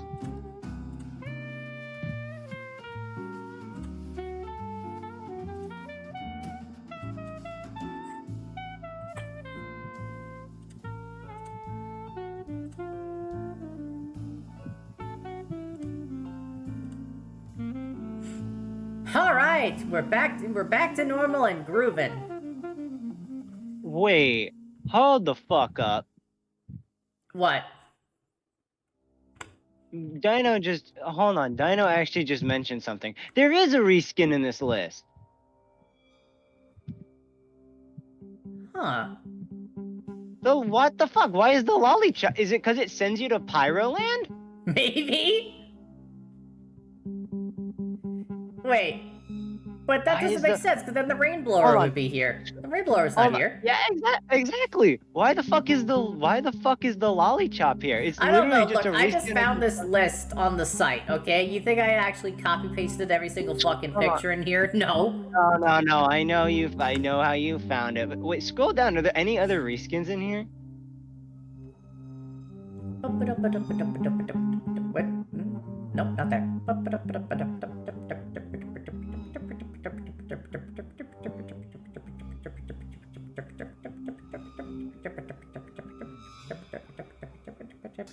No. Why is the fuck? Okay, that's weird. It's weird. Okay, just make an extra fucking tab for. Well, no, I guess just place it next to the fucking fire axe since it's just a reskin. Yeah, anyway, look, thermal thruster, I think it's great. It's strong but fair. Yeah, that sounds fine. Gas passer.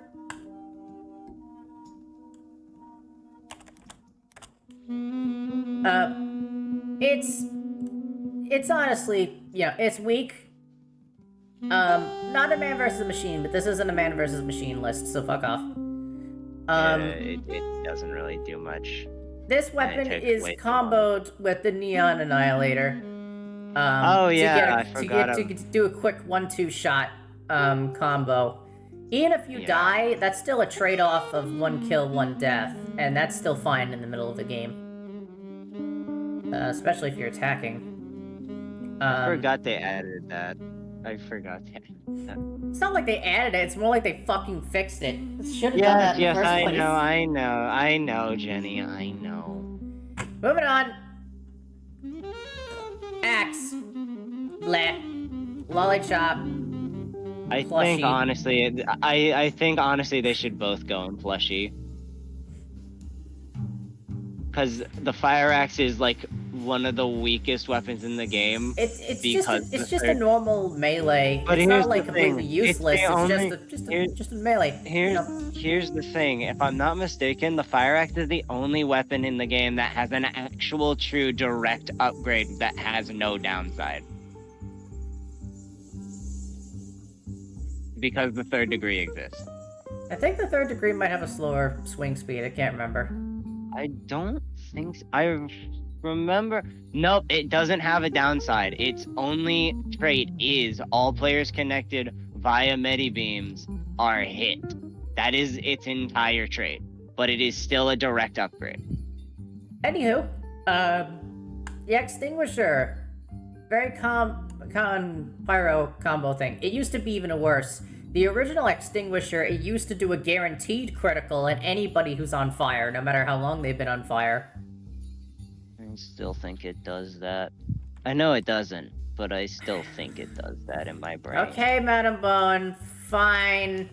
I am coming. Was I right? How long was that? Definitely less than 2 minutes.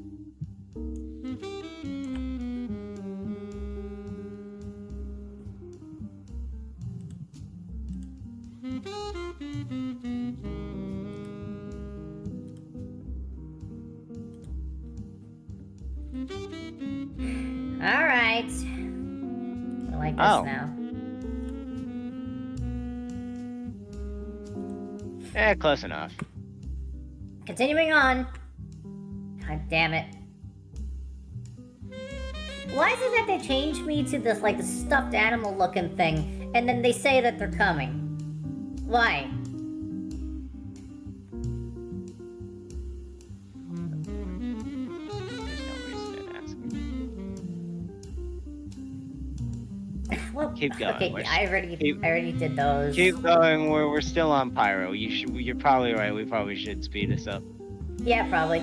Alright, look. This is a hammer. It destroys buildings. It removes sappers in one swing. It's a great thing. It does less damage to enemy players. I'm gonna put it in strong but fair, honestly. You're not gonna see it in 6v6, of course, but in all other cases, it's a very good counter to spy, and it can two-shot a level 3 sentry. if you can dance around it, which many people can. They might get an angle on it or something and like dance around the sentry a bit so it doesn't instantly lock on. People who do that, you just two-shot any level 3 building. No fucks given.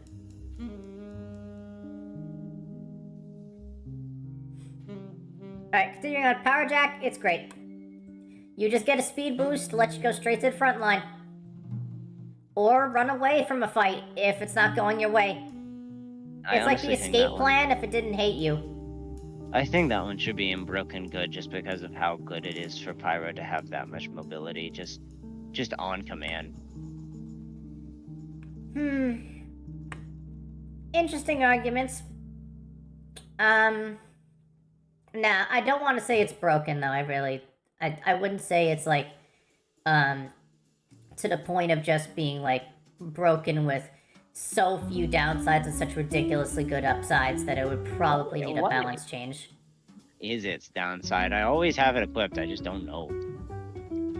Anyway, Back Scratcher. I'm gonna put this in the plush E category, because fuck anybody who equips this thing. Unironically. Like, no, go away, die. Because this thing, oh, it does a little extra damage, and you get more health from health kits. What's the downside? Oh, you get like almost no healing from your medic. Which means that if you equip this, you're basically telling your medic to go fuck himself. Wait, doesn't that mean that the medic takes longer to heal you, allowing him to build up uber faster? Yeah, but that only works if you can cyclically commit damage to yourself. And the thing is, Pyro is not necessarily always doing that.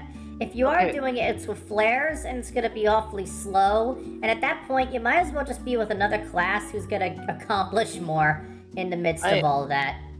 I get that, but it's like the medic shouldn't be on you 24/7, but like it would allow him to build it up faster. Here's the other thing. You know what a good medic like me does when they see their teammate is about to go off to like a flank route or something? They point their medigun at them and they try to overheal them real quick. You know, it only takes like normally like half a second to go ahead and send somebody who just respawned to like full overheal because you got like the triple critical heal rate. But if they're using the Back Scratcher, now you gotta like fucking sit there. You gotta fucking sit there for like 3 to 5 seconds just to get them the max overheal before they go out and fight. And it's like, well fuck off. Well, that's awful. That's fair. And let's say that, what if the enemy takes the health pack that they were hoping to get? Okay. Now they don't. Now they can't get the benefit of a medic, and they have to rely on a meta pack that's it's not always available to you. Move on. I get it. Okay, we get it. We all get it. Look, volcano fragment. I'm just gonna put it in fair. It's fine. People who never really use it because you have a flamethrower. That's true. It's really only good in medieval mode, and even then the Back Scratcher is just just better. It was literally added for medieval mode, and we all know it. And even then the Back Scratcher is just better for that. However, for anybody who's seen like weapons that inflict bleed damage, the fire lasts longer than bleed, and so it's almost like a better bleed weapon in that regard. But overall, why would you use a weapon that lights your targets on fire when you have a flamethrower? Maybe we'll a just flare put in gun. like fair but a little weak. Okay, this thing that hits people with meta beams. I'm just gonna put it with the axe. You're just sitting there. It's fair. It's The Neon basically just the Annihilator. axe. You are basically used for the same thing as the Homewrecker. However, you take 2 hits on a sapper instead of 1. You could be used with the gas blaster to do a kill shot, but it's not always consistent. You can kill people who are wet, but that's also not on all maps. Yeah. Hot hands, weak. We're just throwing. You're just going in weak. Come on. Disappointing is what I was fucking a better title. It is unfortunate. Okay, grenade launcher. We are putting you right into strong but fair. It's a stock. It's really good. If you land hit directly on the body without bouncing at any range, it's a flat 100 damage. Oh, and it explodes. Oh, and you can bounce it off walls. And you could lob it over hills, so you could hit people while they can't hit you.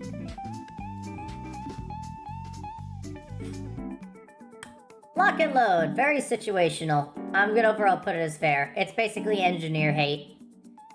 It's just, you hate engineers and scouts, and so you equip this. That's what it is. The boots, we're just gonna put it as... Actually, I'm gonna put it in fair but a little weak. Honestly, it should give you even more foot speed.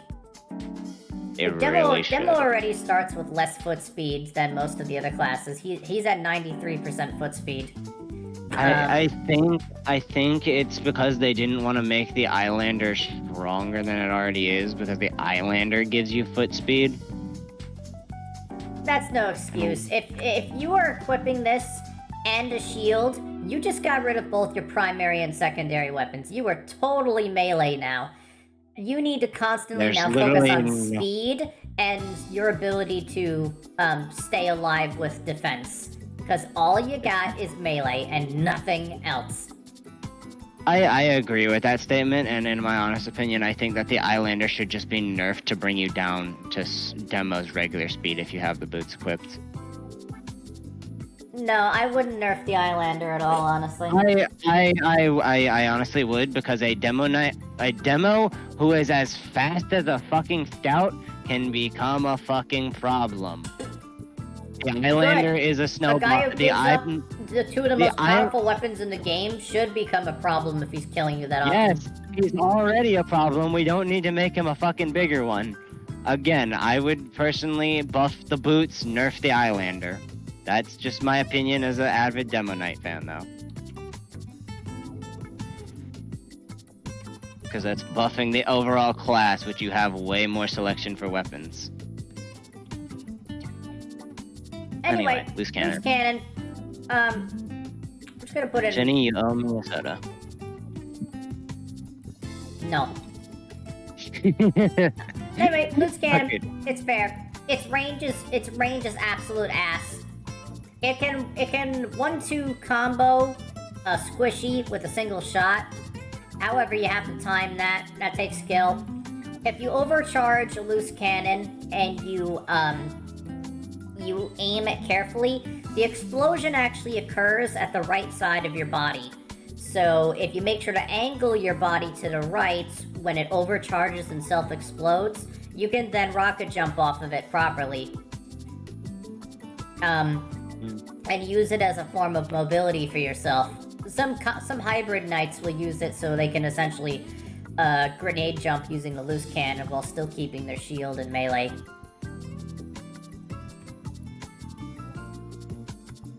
So I'd say it's fair. It's a bit situational. Dino says, you really think the back scratcher is F tier? Yes. In the middle of a fight in which you actually have, a medic and there's a team around and all that, the back scratcher is an absolute insult to your medic outright. Medics want to give you, spend half a second to, overheal you real quick to max and then send you out there. If you equip the back scratcher, you're basically telling your medic, never overheal me, ever. I am only going to rely on health packs that sometimes spawn and that sometimes are away from the fight.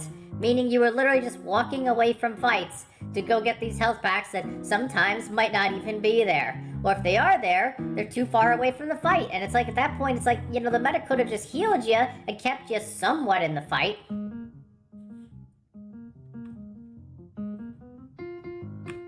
Dino says a roaming pyro. Well, look, if you are a roaming pyro, you're kind of doing it wrong. If you're a roaming pyro, you're probably really gonna be playing combo pyro, and you're probably gonna be equipping the extinguisher to go ahead and do fat damage.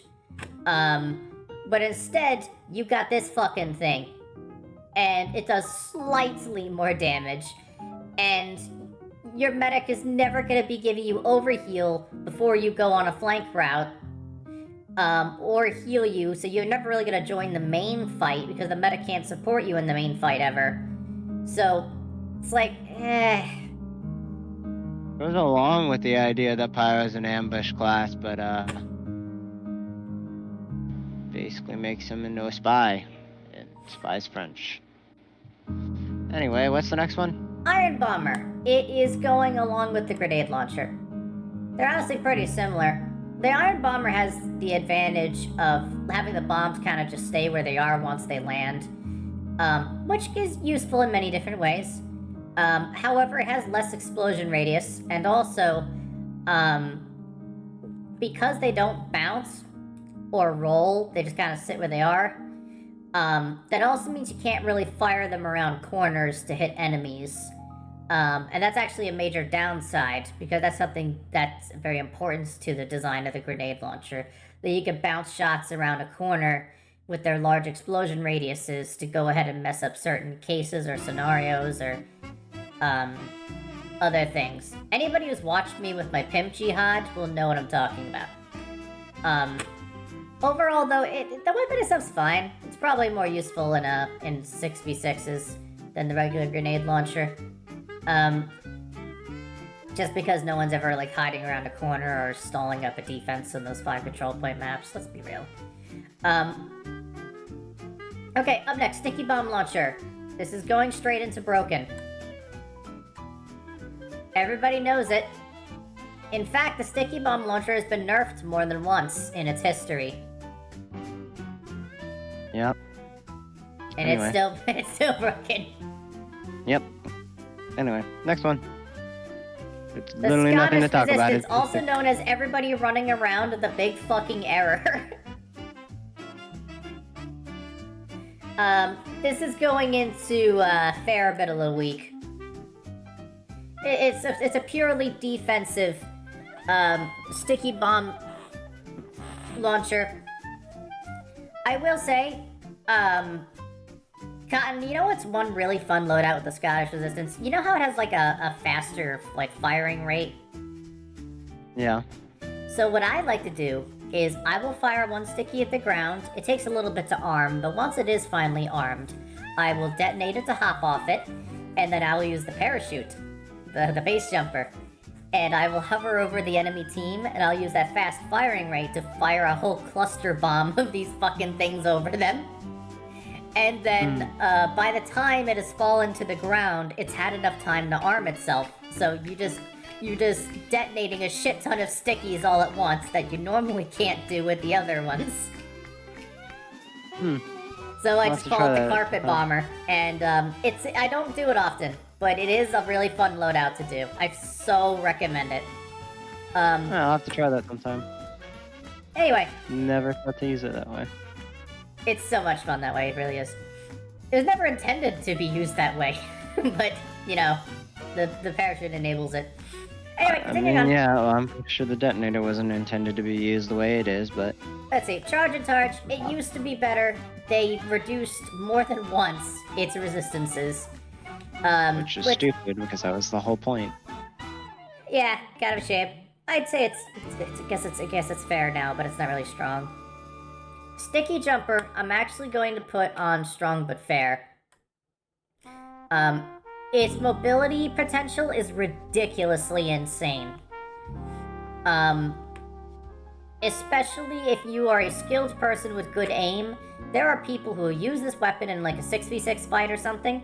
They'll hop across the fucking map, go straight to the medic, and just go right up, land, you know, the airstrafe, land right at the medic, pop a 100 damage, you know, grenade in his face, and then pop a second grenade and just kill him. And you just sent the enemy team back, and even if they try to pick you off, you can fly out really fast, and even if they kill you, you just killed the f***ing medic. From across the goddamn map!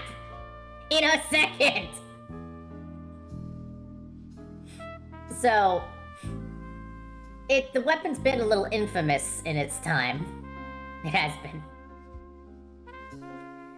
Splendid Screen. This is actually most Demo Knight's favorite shield. Little extra damage, Yeah. not as much resistances, faster charge rate. And you still get full crits, unlike with the Tide Turner. Yep, so I'm honestly just gonna also put that in fair. Tide Turn is probably also gonna be put in fair as well. They can't really enter the strong territory, not like they used to. Originally when you did shield charges, there was no like distance mini crit to crit thing. It was just, if you're in the middle of charging, your melee is a guaranteed crit, no questions asked. They removed that because it started making Demo Knight very fucking busted in some scenarios. I mean, again, he kind of deserves that because he's a melee-only class. He gets countered by just about, Air Blast Pyro, fucking any sentry, a level 1 sentry. Yeah. Anyway, quickie. Right now, Jenny? Christ. No. Quickie bomb launcher. Oh. I'm gonna put it Yeah, in strong but fair. Yeah, we can do that later. It has half the clip size of the regular one, and that's honestly very detrimental. However, you can charge shots very fast, and it also gives it a damage boost when you charge the shots as well. And it has some other stats, but the point being, it's more like if the sticky bomb launcher was going to be used as a quick primary. It's much more useful in a one-on-one fight than the usual sticky bomb launcher is due to the faster arm time and all. But in the middle of larger fights, it suffers because it has less shots in it and has a smaller explosion radius. Oh, and it also has a damage penalty.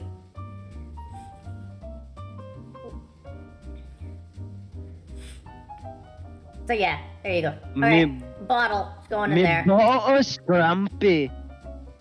Yeah, that's fair. It's the bottle. Here is the Islander. I'm gonna put it in fair. Yeah, that seems right. The Scotsman Skull Cutter. I am going to put it in weak. Really weak? I think at least weak, but I think fair, but a little weak seems better. Cause That movement speed penalty is disgusting, because the Demo Man's already got a little bit of slowness to him. Yeah, then you add even more slowness, and it's like, at that point, the stat might as well just say, miss half your swings. I mean, that's fair, but it's like, you gotta remember how much damage this thing can deal, and you gotta remember how random crits work. So basically, you get a couple good swings off, and you're just a random critting machine. In casual, it's good because you get random crits, but it fucking sucks, if you in a competitive setting. Yeah, that's fair. That's literally it's good in casual, but in any other scenario where random crits are turned off. But its goodness is based entirely upon one of the worst mechanics in the game. So yeah, fair. The Yellow Pool Caber. It used to one-shot light classes. Now it does not. It almost one-shots light classes. However, people will use shields with it to just run into a crowd and do 300 damage. Isn't Medic a light class? You asked this earlier. I did, and you never answered me. I said Medic has 150 HP. Does that define him as a light class? He's honestly kind of the middle. Okay, thank you.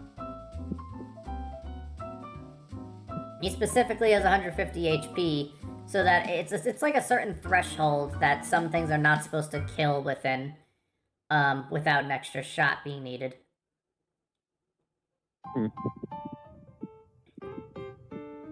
Yeah, I agree, Dino. We're not going to include the random crits into the weapon discussion if we're talking about overall consistent viabilities. Yeah, anyway, that's fair. All Pool Caber, it's unfortunately just... It's like fair, but a little weak. The Claymore. It's spelled Cladamore, but it's actually pronounced Claymore, which is also a pun on explosives. Isn't it pronounced the Cladamore? No. Why is the D silent? Listen, Europe is stupid. Anyway. The Claymore here, it gives you extra charge distance, but it also makes it so you take more damage and stuff. It's kind of weird how they've reworked this thing over time. It's just weird. I'm just gonna put it straight into weak. It's not really worth the risk of running. However, Yep. I will note, it is a good hybrid knight sword. So it's bad if you're constantly having it out as a pure knight. However, its damage penalty, damage vulnerability that you take, that's only while it's out. So if you're not always having it out as a hybrid knight, you can use it more and not worry about its downsides so much. And that extra charging distance can also make it so you can escape situations more successfully as a hybrid knight. So it's a hybrid knight sword. Don't go pure demo knight with the claymore unless you're stupid.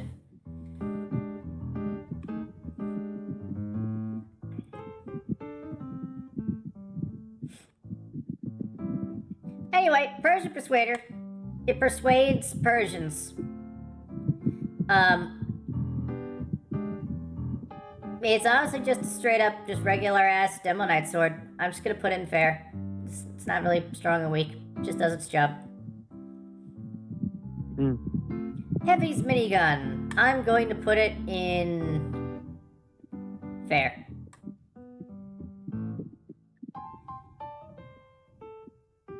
Actually, no, I'm gonna put it in strong but fair. This thing can fucking tear through multiple enemies within like 3 seconds. It's honestly very, very dangerous. And some people will say, well, no, don't think about medic, don't think about, medic behind the heavy. But you gotta remember, that's, the whole point. The whole point is that heavy goes up to, 450 HP, which, a lot of weapons are not killing with their entire goddamn clip.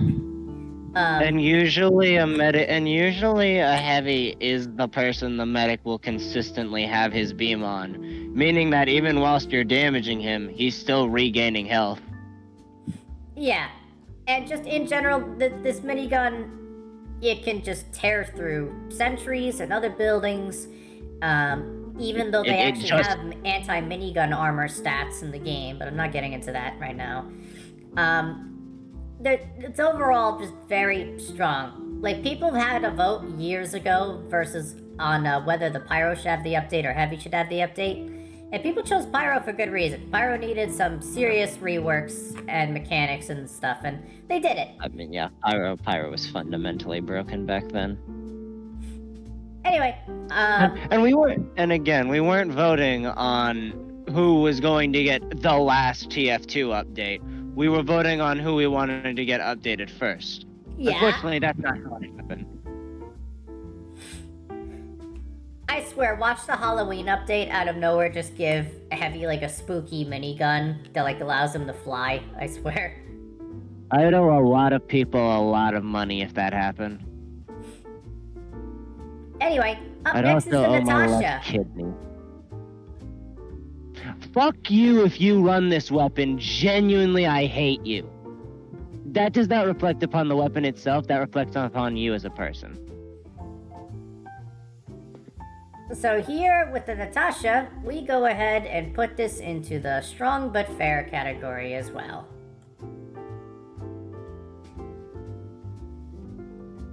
The Natasha is not a solo run around and kill enemies kind of weapon. It's a teammates. It's a weapon for teamwork. You shoot it at enemies that your teammates are fighting so that they have a hard time running away and or getting closer.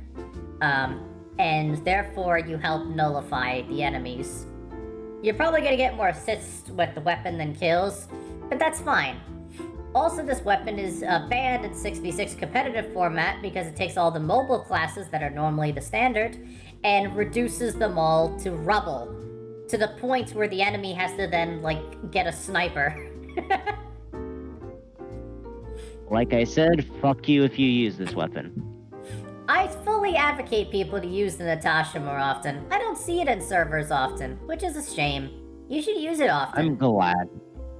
I'm glad we don't see it more often. I genuinely hate it because it removes the best part of the game, which is movement.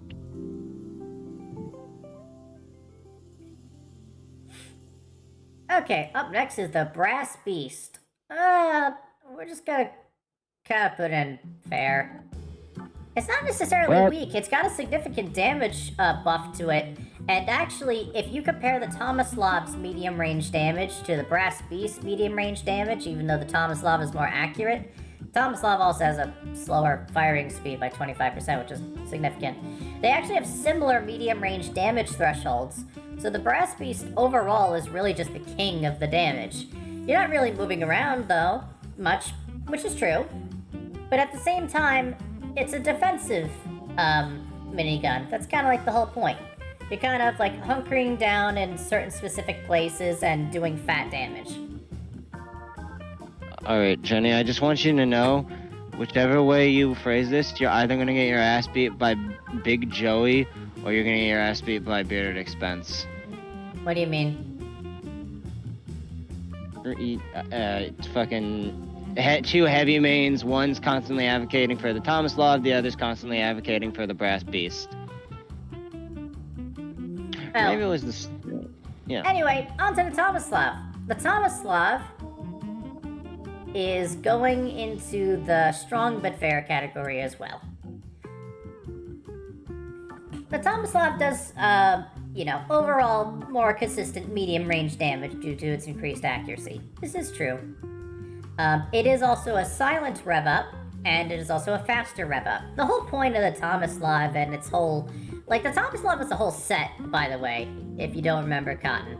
It was the Tomislav... I do. Yeah, family business and the eviction notice. And the whole point of the Don't set use the is to eviction be... notice. Yeah, the whole point of the set is to be faster and more aggressive. It's a faster, aggressive heavy. However, it's usually at the cost of not using some other things. The Tomislav severely suffers in close-range fights. It's essentially fighting with a minigun with a 25% damage reduction. In other words, the Natasha, but there's no slowdown effect. Still a minigun though, so I mean, not that big a problem. It can depend. Certain 1v1 fights you will lose due to that damage reduction. Anyway, overall, the Tomislav, in more situations than not, is a better choice than the regular minigun. However, if you find yourself often in more closer range fights or hallways or places like that, the Tomislav is not the answer. You want the minigun. The minigun's close range damage far exceeds the Tomislav in such cases. Also, if you're trying to shred buildings, you don't want to use the Tomislav. The Tomislav's slower firing speed really hurts it when it comes to trying to fight sentry setups. It really does. Okay, continuing on. Cool long heater. Some people like this, some people don't care for it. Honestly, it's fair. It's alright, yeah. It does a little less damage. It does a ring of fire around you. Fun fact, by the way, that ring of fire, it specifically touches the ground. So, you know what I do when I play Spy? You jump over the ring of fire and backstab them. Exactly! It's not hard to do either. You don't need to be on, like, a stepping stool. You could just regularly hop. Okay, I can be normal again. Give me a few seconds. I was wondering why that timer felt like it was going on for so long.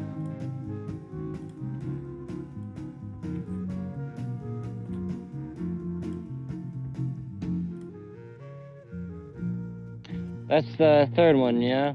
If someone does it again, there's only one more in the stream. Wait, no, someone does it again, that's the last one for the stream. So Yes. make it count. Anyway, continuing on.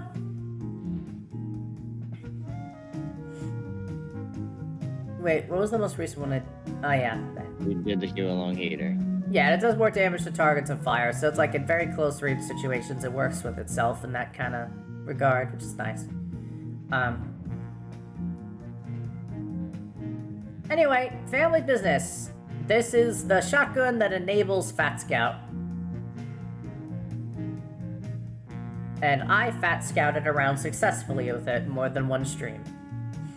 I am going to put it on strong but fair. Really? Yes, it's a perfectly acceptable shotgun. It's just for the heavy and for good reason. If other classes had this shotgun, it would be very good. Hmm. Interesting. Okay, next one.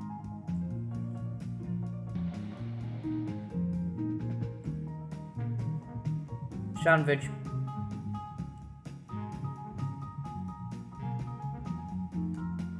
Shanvich. Okay, good.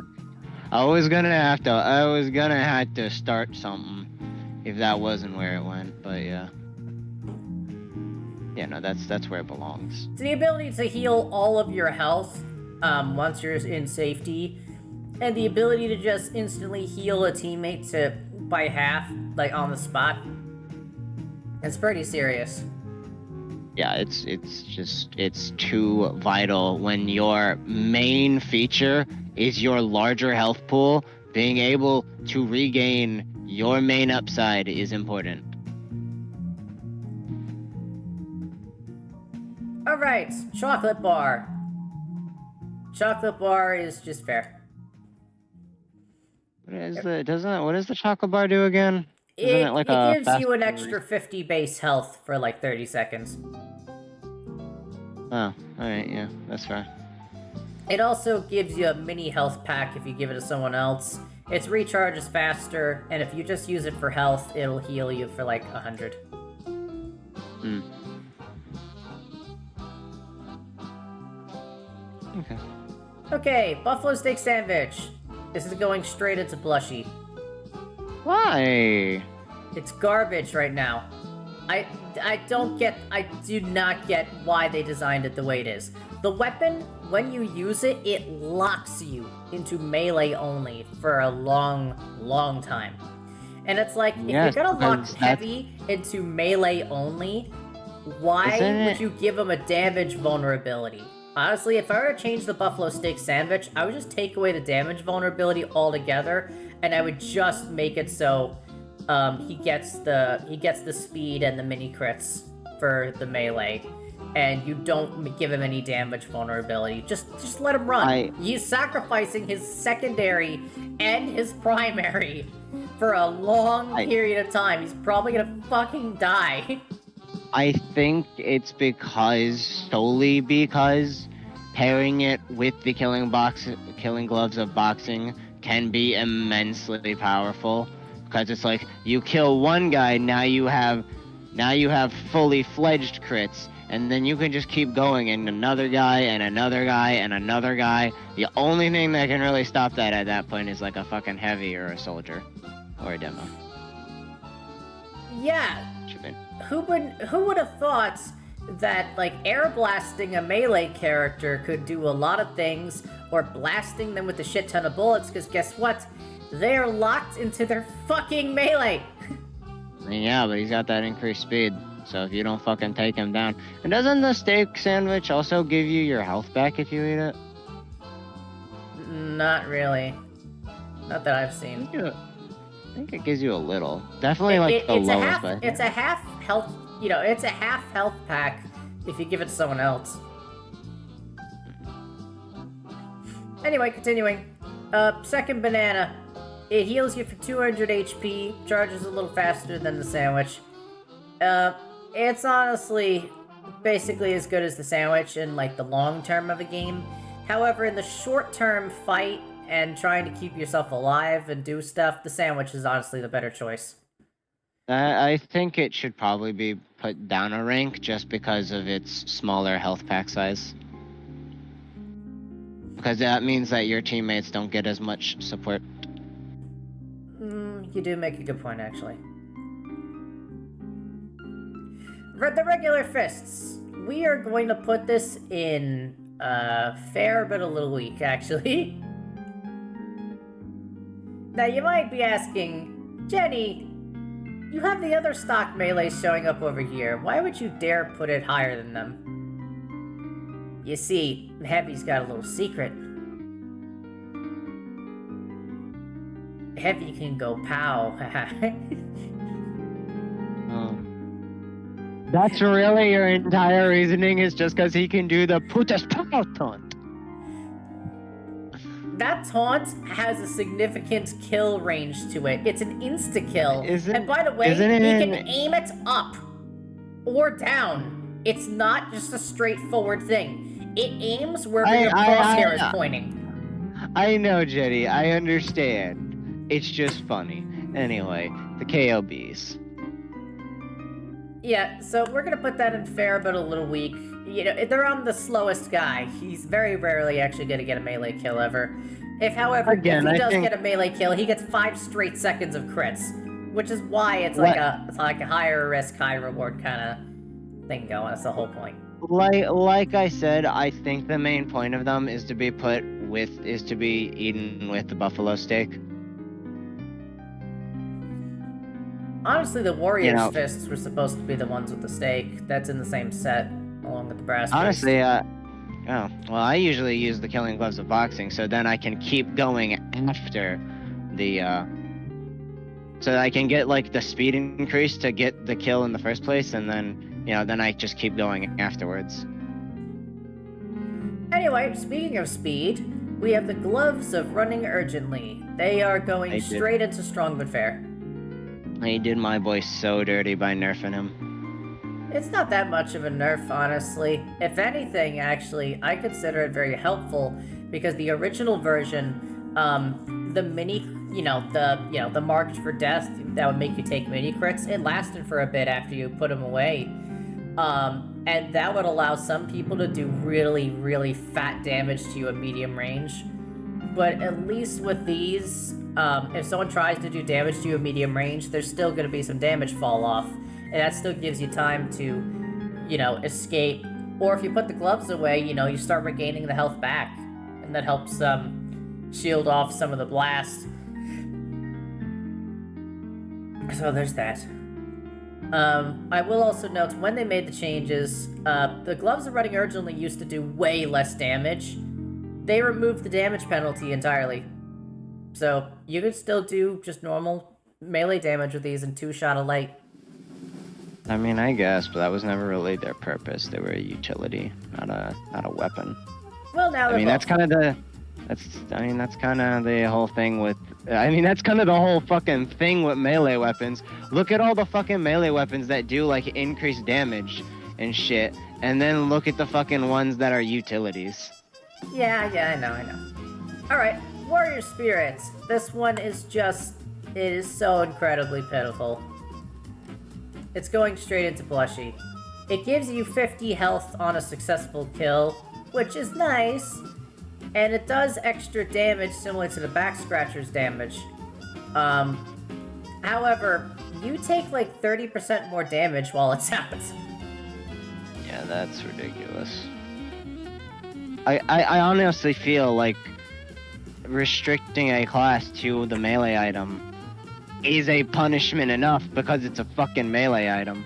According to Dino, they say that the Warrior Spirit is banned in competitive. I have no idea why. Yeah, that just seems ridiculous. Now, if you want a weapon that probably should be banned in competitive, the Fists of Steel. This thing is too broken for its own good. It gives you a very, very high damage resistance when it's out.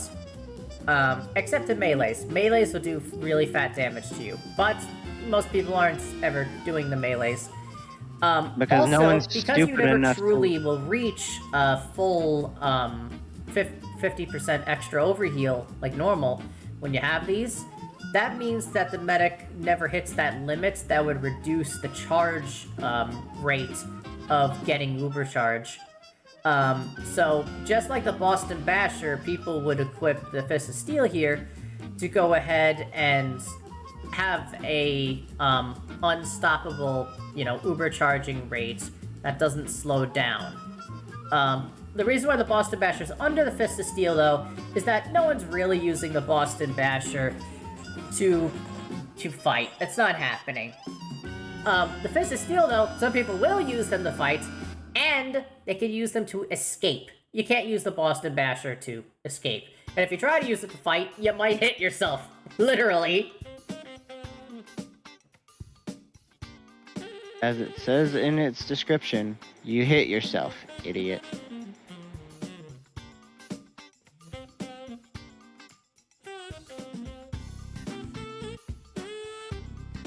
Dino says the buffalo steak and the gloves are running urgently is banned in comp.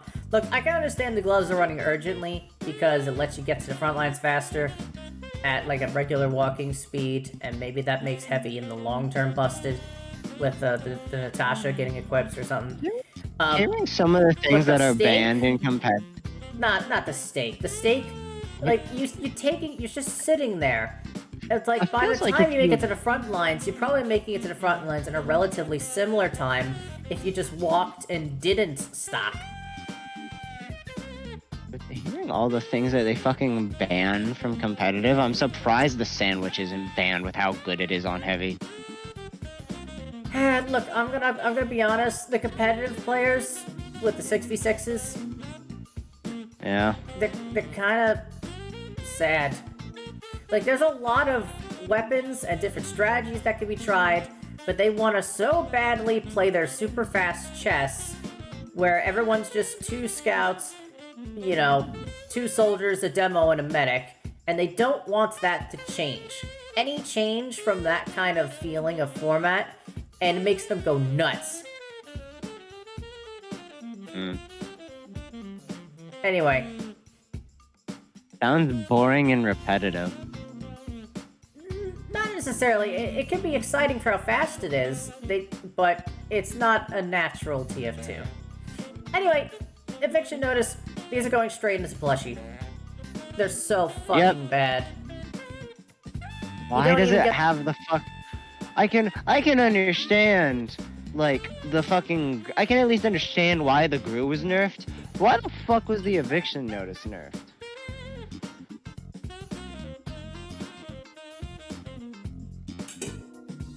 They were worried about Heavy getting to the front lines faster than intended, I guess. Then why give him a speed increase in the first place? Just remove the weapon, rework the weapon.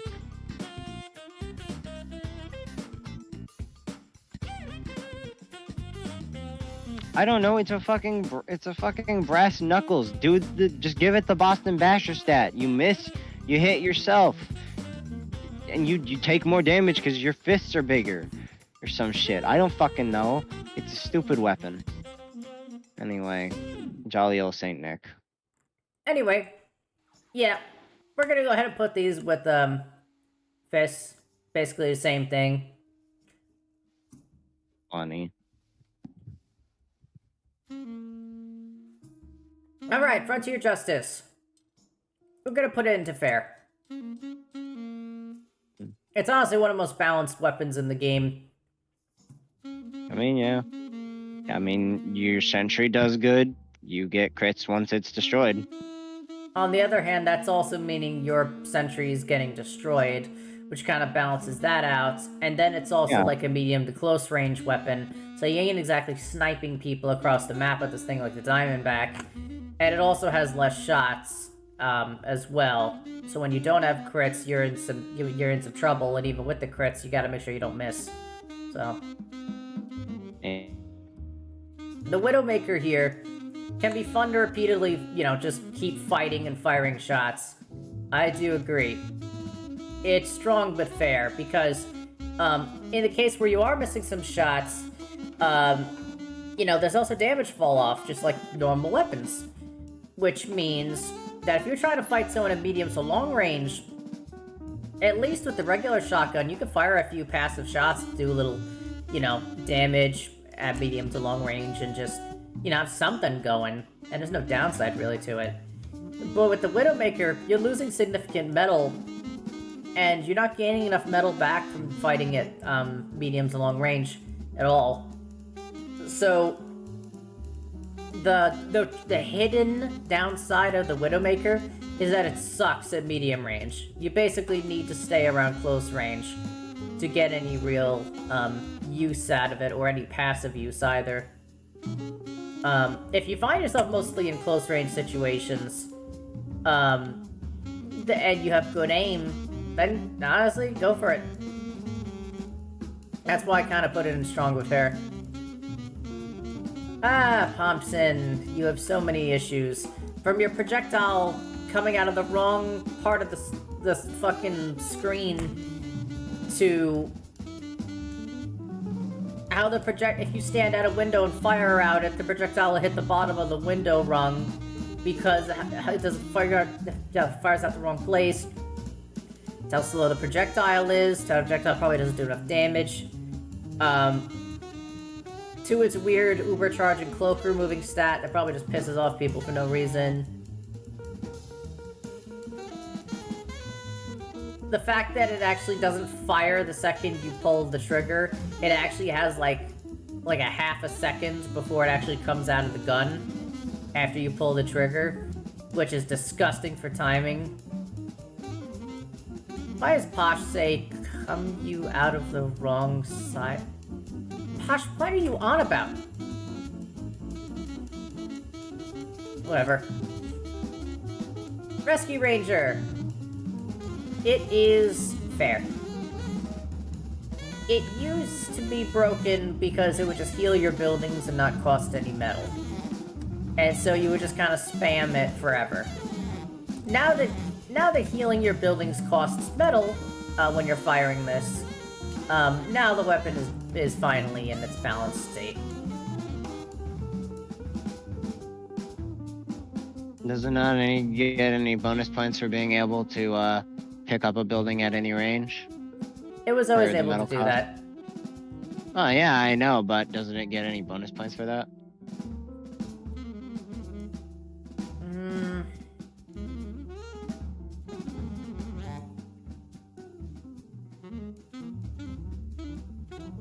I don't know. That's the Unlike- thing. unlike It's payload kind of map. like, a passive, interesting use. But the weapon was never really meant to be a killing weapon. It was just always, supportive for yourself. Well, And yeah, no, but it allows you to, like, say on a payload map, you can more easily push up your sentry. yeah, but It also look, allows here's you the to real, save your sentry here's in the real in kicker, dangerous okay? situations. The real kicker was that people would, let's say there's like a soldier or two firing rockets at a sentry, and the engineer's standing behind it, desperately trying to keep it up. The engineer would hit it with their wrench, like maybe twice, and then let's say they're running out of metal. They just switch to the rescue ranger, and they just fire all the shots of the rescue ranger at it during the exchange. And because the rescue ranger at the time didn't cost any metal, it was almost like having a second backpack full of metal to heal your buildings in the middle of the fight. Now, they can't pull that shit anymore. If you went ahead and healed your building at close range, and you have little to no metal remaining, your rescue ranger can't just be abused like in the past to just tank shit to oblivion. So, now it's fair. I understand that. I think it was broken before, but I think it's still strong. I mean, it's being able to repair your sentries from a distance. Speaking of sentries think and that's shit, strong. let's talk about the Wrangler. Alright. I'm putting that in strong but fair. That is definitely broken. No, it used to be broken. When you aimed It's- in the past, Cotton, when you aimed it, it used to be pinpoint. You used to snipe people across the map with a sentry. Now, it has random bullet spread. And it has an overall spread, too, when you're firing with it.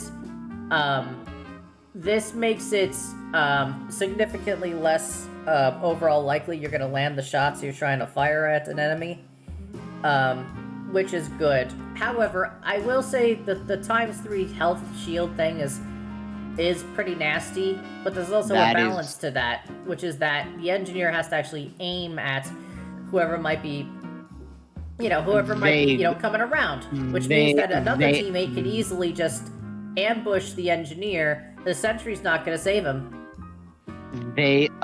First off, very vaguely aim at the target.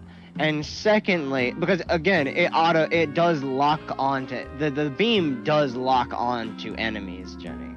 You don't really have to do too much aiming. You just have to vaguely aim at whoever you want to shoot. And again, a Aki, I sensor, see you don't. that no cursing. I don't know when you redeemed that, but you dirty.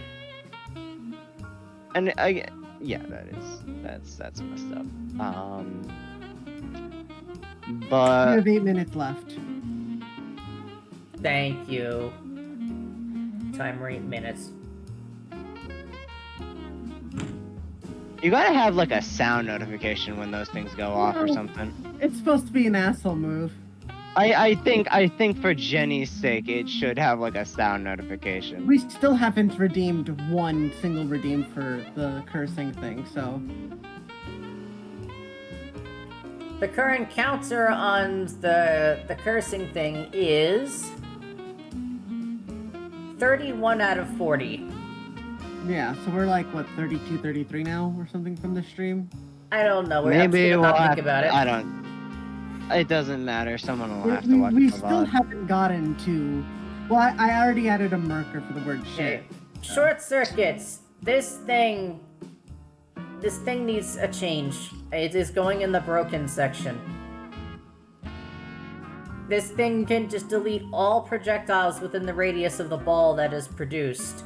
And it can fire more than one of these balls. Also, if you're on a payload cart, you can infinitely fire these balls. If you're nearby spawn, you can repeatedly fire these balls. If you're in the middle of a fight with someone and you're both in melee range, you can fire the ball at each of your feet and it'll actually launch you in the air on top of their head, and then you can keep fighting them. I think the main way of fixing this weapons is you don't get metal from resupply cabinets. That's the it- stupidest motherfucking thing I think I've ever heard you say. Yeah, That I'm is not gonna literally lie. the main. That is literally the main issue with the Okay, weapon. Is that you cool. get metal from resupply get cabinets. you get metal from resupply cabinets. Remove that. Cool. Kill bind. Okay, now Change class back. Okay, now you're dead. Okay, I'm dead for like what? 4 seconds, and then I can re-upgrade my shit. Or just change class Yeah, that's and not. spawn. That's not. And then just Or- change back.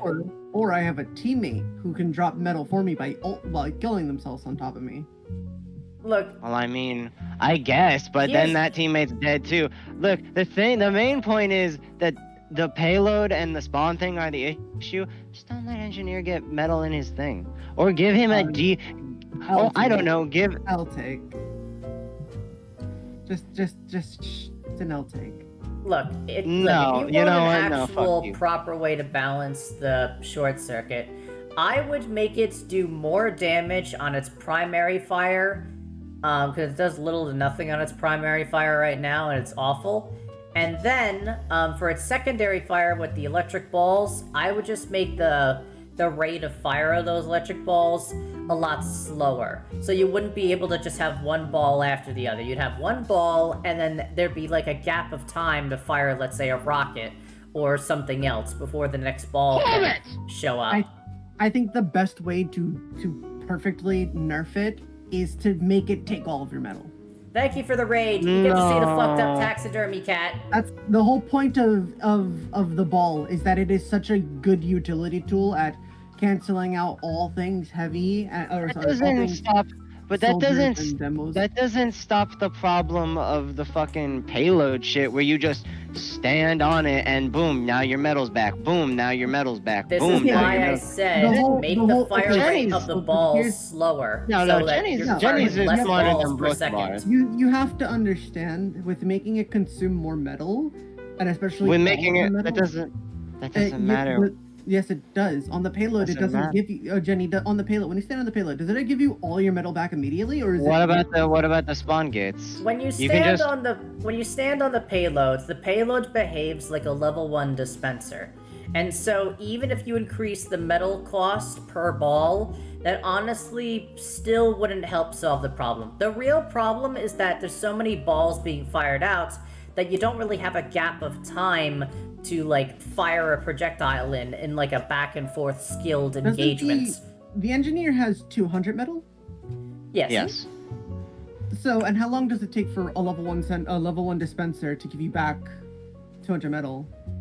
Or is it 25 per? About 5 Pretty much. seconds. so like 40, it'd be 40 metal per second, roughly. Okay, so you got to think about it like 40 metal per second. So it'd take what? 4, 8, about 5 seconds then, yeah. So every 5 seconds you could shoot out a metal ball. That is doing exactly what Jenny said, except that there's a bigger debuff to it. You also lose all of your metal. So if you know, in a case-by-case scenario situation, if you need to throw a sentry turret down, or you're using, for example, the other gun that uses metal, you basically just can't use it anymore if you use the right click. Now, I will say, at spawn, being able to shoot the ball and then go back into spawn is perfectly fair. Because of the fact that if you're getting spawn camped hard enough to where that's a viable strategy, I think you should be able to spam the fuck out of that. Yeah, they're thinking about the very first point of the first stage of Dust Bowl, where in the blue spawn, people will just fire balls up the stairwell. But that's the thing, it's literally the first fucking point of the first fucking stage of the whole map. You're supposed to fucking leave spawn and likely capture the first stage. If you can't even do that, then there's something wrong. So, that's not really an argument. Well, that's exactly what I'm saying, though, is like, if you can't leave, the whole point is of what I'm trying to say is that red side, if they were to shoot the ball, they would get one shot and then they would have to back up. They'd have to back up far, regain all their metal, go back down, like that. But blue side would be able to abuse the fact that they're near their spawn by basically going in, shooting the ball, shooting the ball, shooting a ball, shooting a ball. Look, as I know long what as they you're... have the metal. Yeah, and hold on, Yeah. I know what you're saying, but look, my fix is the overall best fix, so the weapon still functions as it does, and it doesn't get all fucked up with things, okay? Dang it! Ultimately, the weapon is broken. We all have ideas for fixing it. Some of us aren't as good at thinking on our feet as others, but still. Yeah, no, my fix is the simplest. Just make the firing rate of the ball slower, so there are gaps of time for it to be countered. That's all. How many minutes do you have left, Jenny? The no cursing runs out in a minute. I cursed again, and I know I did. Yeah, I heard you say, I think, the F word.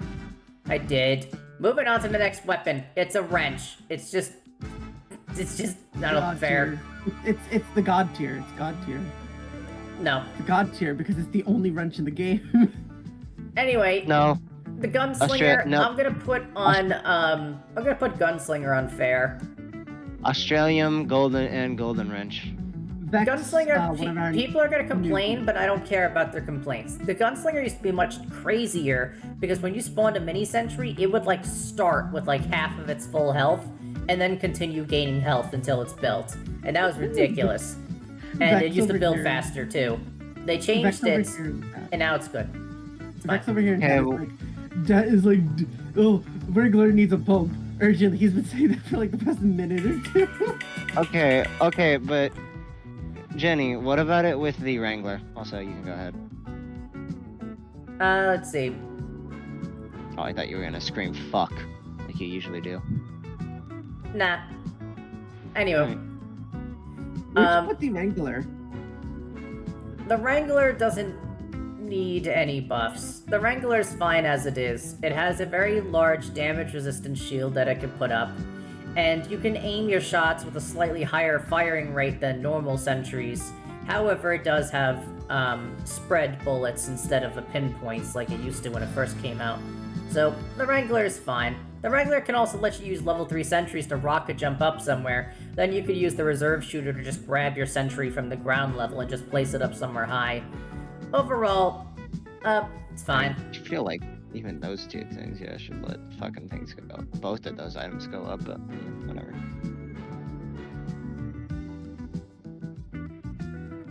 Oh, wait, Vex is saying bump. Is bump supposed to mean nerf? I'm sorry, I'm used to bump meaning buff. They're saying it's the absolute best thing. It's overpowered, basically. They're saying raise it to the top tier. You see, here's the thing though. When a sentry is being wrangled, it can't auto-lock into the nearest target anymore. So, the way you're supposed to counter a wrangled sentry is that you have a flanker just flank the engineer and just fuck him up because there's no sentry auto-locking onto the nearest thing to protect him anymore. Yeah, Jenny, it still has, like they said, it still has pseudo aimbot. I think the big nerf to it is that you can't be behind walls. You have to be like right next to the sentry turret. So as long as people are firing I at mean, the I guess, but like, the sentry has a fucking shield, so just stand literally behind the sentry. that doesn't help for It doesn't- explosives. No, it It does. also That's doesn't the help point for of the... like a rocket jumping soldier or a sticky I mean, I jumping guess gentleman. not, but again, that's the point of the fucking thing. Like Jenny was saying, get Also, a flanker. It's not that you casually flank 800 damage. The whole reason is that you flank the turret, which is you're gonna jump around it and kill the soldier or kill the engineer as you fall down, because he's very squishy, and then you can just sticky bomb the ground around the turret before it becomes back up, because it has that like a 3-second cooldown before it can start auto locking again. And by the time that 3-second cooldown is down, you'll be able to do enough damage to already blow it up. Yeah, that's the point. Here's the other thing. If they're wrangling... So, if you see a wrangling engineer, there's two very easy ways to counter him. Option 1 is to just go spy and just be disgustingly brazen. And dodging around and stuff. The sentry's not going to auto-lock onto you because he's wrangling. The engineer's got to switch off the wrangler, and there's a solid 3 seconds before the sentry comes back online to start defending again. So the engineer is screwed if you are brazen. The other thing is just using Demo Man. He can lob just grenades around the corner to hit the engineer, or just throw like 2 or 3 stickies down over the sentry, and then just blow it up and the engineer goes kablooey! So, you know. Vex, I want to say that comment tells me that you are not good at playing Spy. I think the better thing that tells us, Vex, is that Spy is irrelevant if Pyro exists is like the exact argument you can make about literally everything in this game. I mean, if this thing, then that thing, you know? We have to assume that it would be Spy versus... You have to assume in both scenarios, Spy versus the NG with and without his team. And the more prevalent thing is, people don't really... It's not going to be... If... It's called fucking Team Fortress 2. Of course you're gonna work best as a team. Basically, if Team Fortress 2, yeah, it fucking depends on who works better as a team. I don't get fucking teammates when I play engineer. I love how Vex is like, why would you assume he has no team? Why would you assume I have no team? Huh? We both have teams! It's gonna happen! You still have people who are attacking and preventing your sentry from getting attacked. The Spy could flank around while the fucking rocket jumping demos and soldiers are going around in front and like making them distract them going the other way as they're flying in the air. This you know, the Pyro is trying to air blast the demo man and soldier. Do you see what I'm saying? Like, it's too much to go back and forth of just like, yeah, this is a whole scenario that could happen. But realistically, a demo or a soldier that just rocket jumps up is going to deal damage to mostly the engineer first, and then the engineer, and then it's just a normal sentry turret at that point.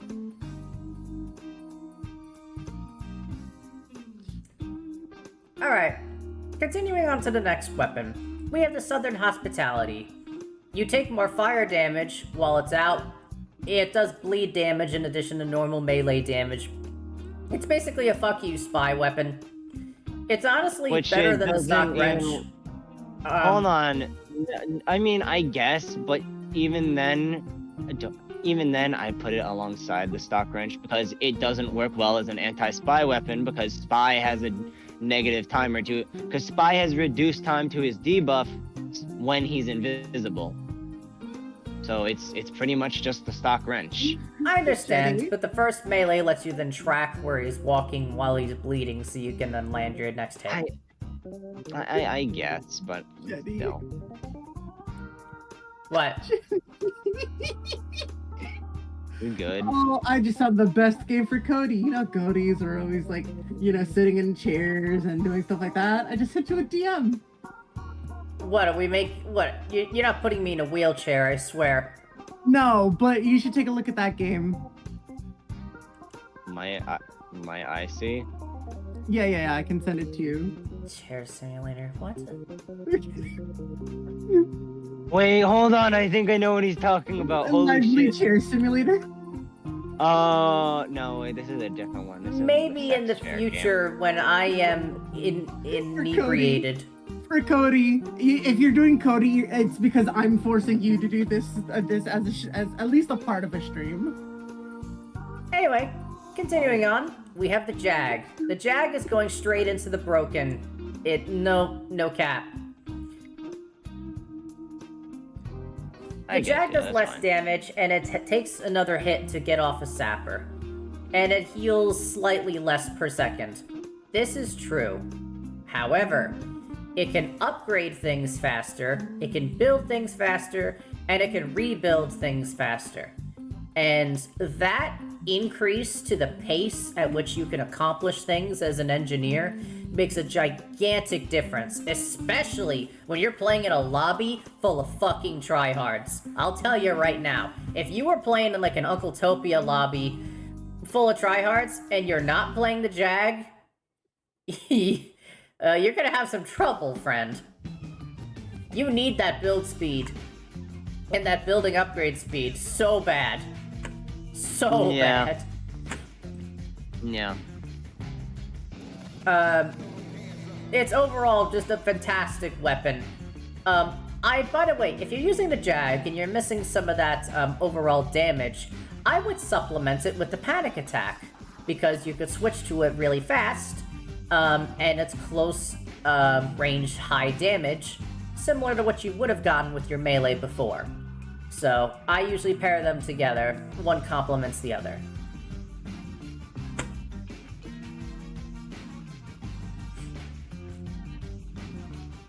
Alright, the Eureka effect. Honestly, quite a situational weapon.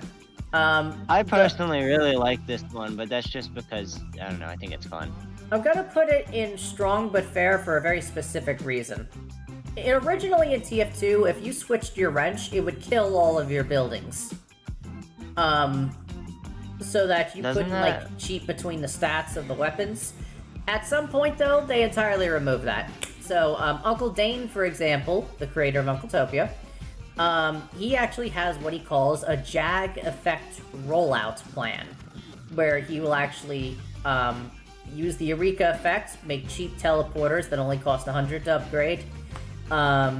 He'll set up his basic things, he'll use the Jag to rapidly build and upgrade them, and he'll use the Eureka effect to return the spawn to get more metal and do other things. That way he can get everything to level 3 in a very short time frame when setting up, especially on defense, on payload.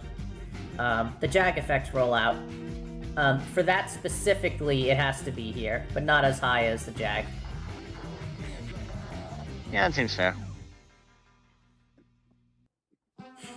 Okay, next, we have the PDA. It is the only fucking PDA. Why is it on the list? I don't know. How good do you think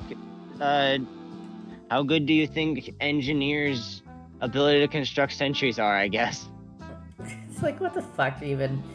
Anyway, moving on from the Okay, wait, hold PDAs. on. I think that the destruction PDA should be moved down a tier, because how often do you actually use the destruction PDA?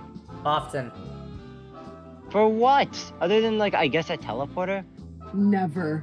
Moving teleporters, destroying a dispenser that you might have left too far back so you could build a new dispenser instead of walking all the way back.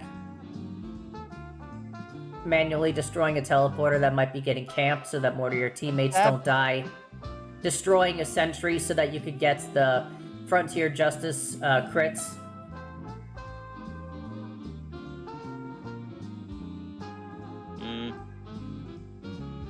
I feel like a lot of those could just be solved by using the Frontier.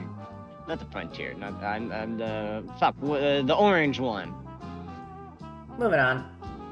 Here is the syringe gun. You are in plushy territory. Not really doing much here. The Bloodsucker goes like one grade higher than it. I personally like the Bloodsucker, but I know damn well it's not a good weapon. Crusader's crossbow is fucking broken. For one specific for one specific reason for me. Its close range healing per second is ridiculous. Oh yeah, no, that's fair. That's Like, how I would be mostly more use it. comfortable if its close range healing per second was somewhat comparable to the Betty gun, but it's not. It's 75 health per bolt at close range, which means you'll just shoot it at your teammates and just give them ridiculous healing per second over time compared to someone who doesn't have the crossbow. It's ridiculously one-sided in terms of the health output you can do. I'm fine with, like, the long range and medium range, like, healing capability. You kind of have to land it. But the close range healing is way too fucking good. If they decrease the close range healing to, like, I don't know, like 40 health per bolt instead of 75, and then just kept the medium and long range the same amount of healing as normal, I'd be totally cool with that. But until they make that change, it's straight up in the broken. Madam brought up an interesting point that the burst healing is really good, but no uber charging. That's false. A counter. You do get a slight no, amount of uber charge from healing with the crossbow. Yeah, but they added it in the competitive update years ago. Oh, that's weird, but still, it's a lesser amount. It's not as good as if you were actually healing them with the Medibeam. But it also, doesn't matter. that is why a lot of... You're quickly firing the bolt out and then healing, and then firing the bolt out and then healing. So. But also, there is a reason that the meta is Crusaders, stock, Ubersaw. There is a reason that is his meta. Okay, now we have the overdose. It does 10 less damage, but you can run around faster when you hold it out based on how much uber charge you have.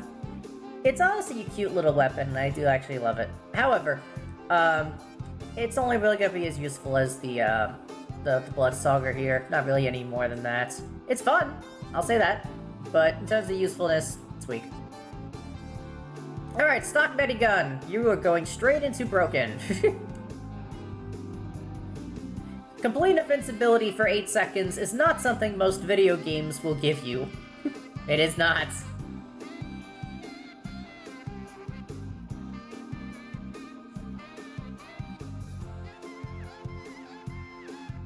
And, like, we don't even need to debate on that. It's just good. Most of the stock weapons are supposed to be the best ones anyway, so that new players don't feel left out, and that was a good, design decision. Here's the Kritzkrieg, which is my personal favorite Medigun, actually. I've actually been using the Kritzkrieg a lot more often as of late. It goes in strong but fair. It charges faster. You can also self-heal for 11 health over a few seconds. By taunting. It gives your target crits for 8 seconds, but you have no protection. But also as a trade-off, when you have the charge activated, you can still capture objectives, because you have no protection. And that's interesting in its own right, actually. Regardless, the Kritzkrieg's only really useful with its charge when you're using it on medium to long-range teammates. If you try it on any close-range teammates, they're probably gonna get their ass kicked, and that's just kind of the truth of the matter. So yeah, it goes here. It's still an excellent Medigun, and it's nice. The Kritzkrieg Casino, if anybody knows that phrase. The Quick Fix! The Quick Fix is also strong but fair, but I often see people not use it correctly. The Quick Fix is not a Medigun where you're constantly helping everybody on your team all the time. The Quick Fix is literally a fucking pocket Medigun. You are using this thing to pocket somebody who is moving a lot, so that you can be their constant health source that moves with them, and abusing the map. Like a rocket jumping soldier is the most common example. You're sticking with the rocket jumping soldier and just being his pocket medic, and just hopping around with him when a regular medic never could. That's like the whole point of the weapon. It's not meant to be some, choke-breaking perfect weapon. It was never supposed to be. It was always supposed to be the weapon that lets you pocket someone. People just forget.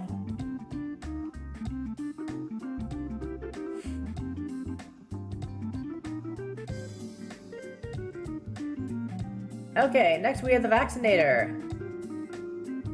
The Vaccinator's gonna go right next to the Quick Fix here. Really? Honestly, I would put the Vaccinator higher just because of how fucking... The Vaccinator is not infinitely immune. The Vaccinator serves a similar purpose to the Quick Fix. It's very good with pocketing. It can't really push through objectives. It can only defend against one damage type at a time unless you stack a bunch of charges. Yeah, but if you can stack still the charges, it doesn't last long. I will say, I mean, the Vaccinator works I great get with the crossbow. You can help someone, like one person, tank a lot of damage if you use it in combo with crossbow. Okay, but here's the thing. If you But with trying to help groups, it's terrible. But here's the thing. With the lesser amount, just put it on bullet, and then you can help with the group. Like, usually there'll generally be like one person in front taking the brunt of damage, and just put bullet resistance on that guy, and he's probably gonna be good. Occasionally swap if you notice that there's like a demo more primarily up there. I honestly wouldn't really recommend using fire resistance since, pyro it is depends really on. the only one. Look, it depends on what you're fighting. In general, what people gotta know is the regular medigun and the Kritzkrieg, they're meant for overall help with, the team and everything. Meanwhile, the Quick Fix and the Vaccinator were always designed from the get-go to be single pocketing mediguns, where the Quick Fix lets you pocket someone who is very mobile and stick around with them, and the Vaccinator essentially lets you pocket someone who is not so mobile. So usually you'd use the Vaccinator with the heavy, and a Crusader's crossbow, and just make the heavy a ridiculous tank who can't be headshot. Alright, next one. The Bonesaw, you're just going here with the others. The Uber Saw, I am going to put you on fair. Really? Just fair? Here's the thing. It's 25% when you are playing Uber a on competitive every medic, hit. do you know what you're not supposed to be doing?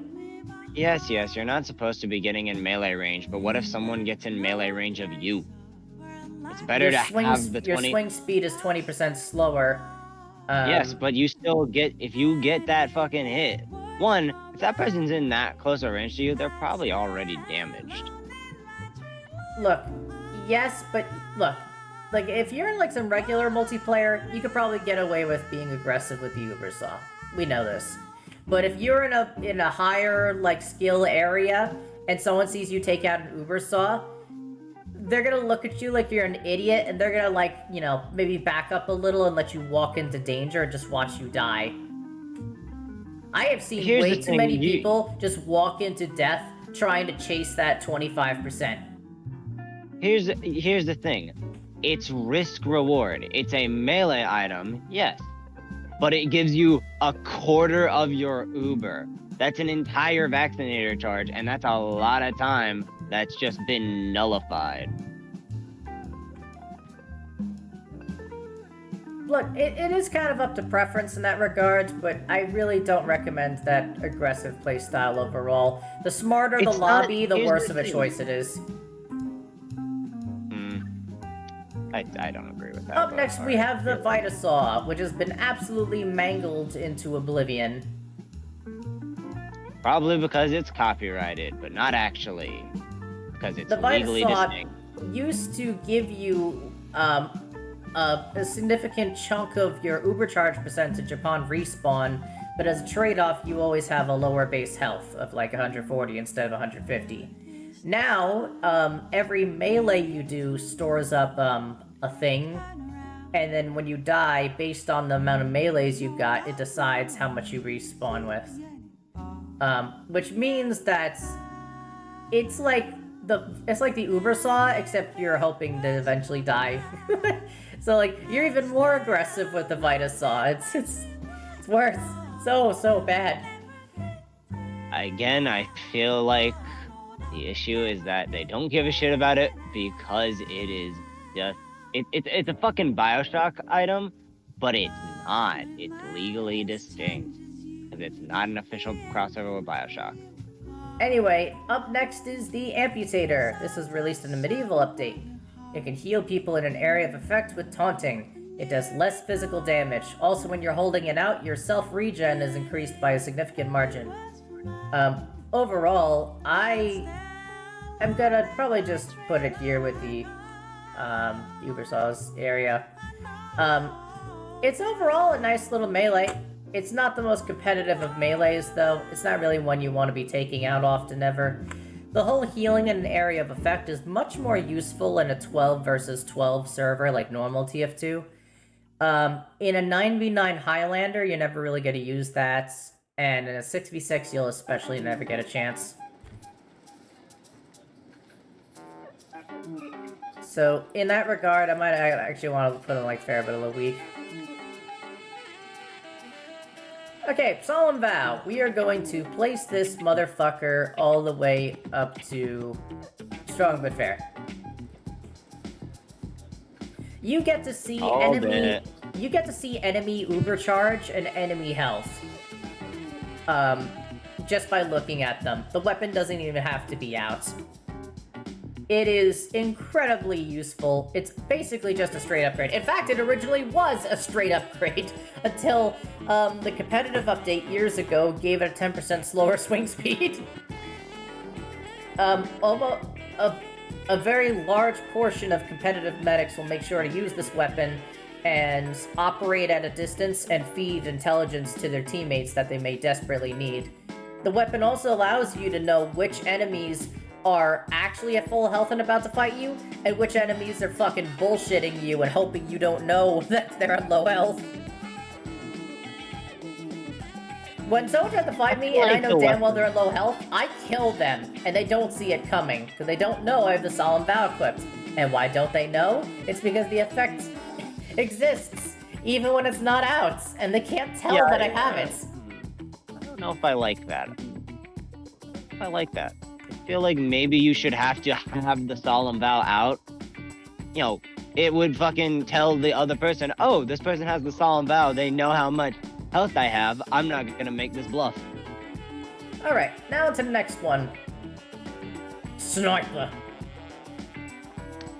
Yeah, just fucking... We're gonna go ahead and put this onto Broken Good. Broken Bad. We get to the sniper section and Omar immediately puts a TF2 menu notif. Come on. That's funny. Anyway. The sniper rifle itself, the original intention that the developers had was that people would be mostly doing body shots, and that sometimes they would be landing headshots. That was the original intention. Over time, in the long term, people kind of discovered that they could do, you know, little aiming tricks or things to land headshots more often, to the point where they're not trying to mostly do body shots in a game with some headshots. They're doing mostly headshots with some body shots. I think if I were to make one very specific change to the sniper rifle, I wouldn't actually reduce any of its main stats.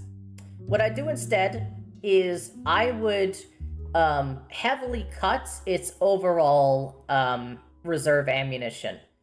Its reserve ammunition's like 25. I would cut that and make it like 10. So this way, you still have enough shots to get multiple kills, but at a certain point, much sooner, you need to get off your ass and you need to walk to like a dispenser or an ammo pack that might be like, you know, a few feet over there or something. It gets you to move out of position and gives the enemy team finally a chance to actually move forward. Or it gives a chance for the sniper to get ambushed and makes him much more careful to value his SMG. I would also think maybe give him like, I'm sure you've probably heard this one before. Give him a fucking laser sight. It does not feel good to get sniped by a sniper from halfway across the map that you had no fucking clue was there or was even looking at you. I'd say as a compromise on the laser sights, I would make it so the laser would only be fully visible on full charge. Maybe, but This way, if you even see that then, that laser really is at only full matters charge, on a- you know to dodge immediately because he could just body shot, one shot you.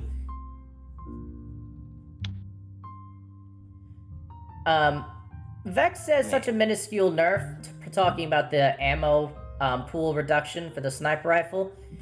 No, I think it's perfectly justified, because think about it, Vex. In the long term of the game, as it goes on, the sniper is going to be leaving his camping spot more often to go and get ammunition, and/or is going to be looking away from where he probably should be looking to get ammunition. Over the course of a game, this means that that's less shots per second he's making over the entirety of the game, which means that's overall less damage he's dealing out over the entirety of the game. And if he's at an ammo pack anyway, then that means now you're forcing that sniper to stand nearby an ammo pack instead of standing wherever the fuck he likes. And now you're helping restrict where he's going to be standing more often. So that's the whole point. By reducing the ammo pool, you're not actually affecting Sniper's ability to kill. However, you are reducing Sniper's ability to camp in one spot for like 9 fucking minutes. Also, as previously mentioned with the Thompson, not the Thompson, what the fuck am I talking about? The energy ball. If you are at your spawn, it's justifiable.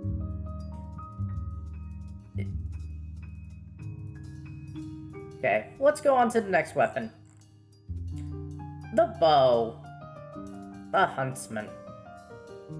I'm just gonna put it in fair. Yeah, that seems fair. Honestly, if I were to make a change to the huntsman to make it more overall useful, I would say maybe you just want to make the projectile faster. The arrow is actually a lot slower than people think, unless it's like fully charged. But even then, it's slower than a cleaver, so you know. Nah, I think it's fine the way it is. I think the huntsman's fine the way it is. Anyway, Cindy Sleeper. Cindy Sleeper, I'm gonna put on fair. It's a fair weapon.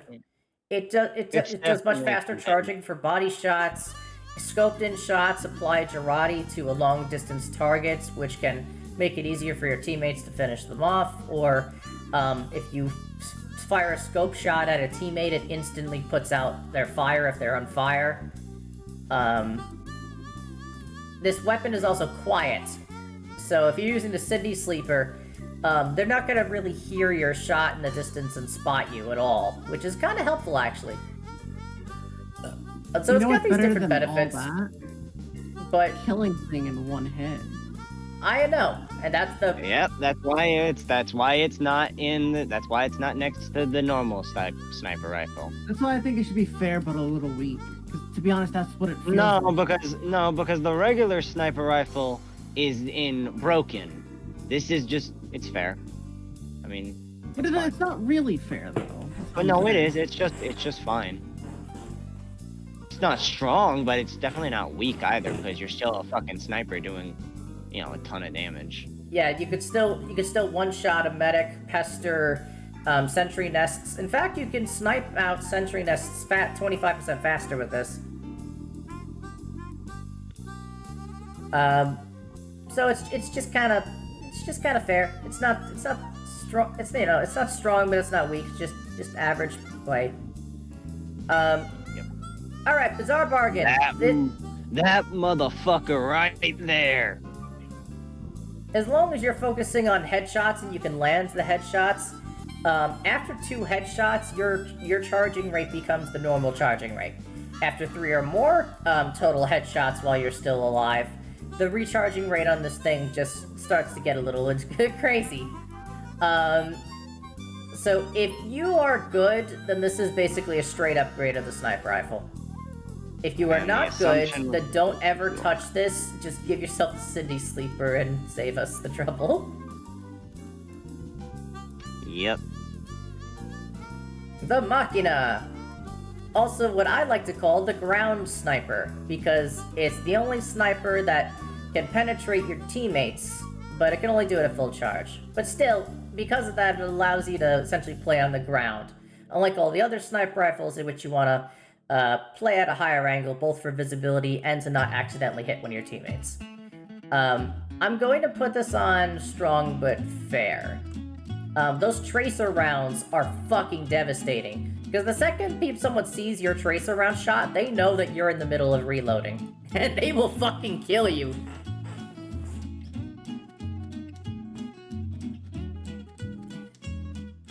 Hitman's Heatmaker. It's actually the same situation as Bizarre Bargain. Sure, less body shot damage, but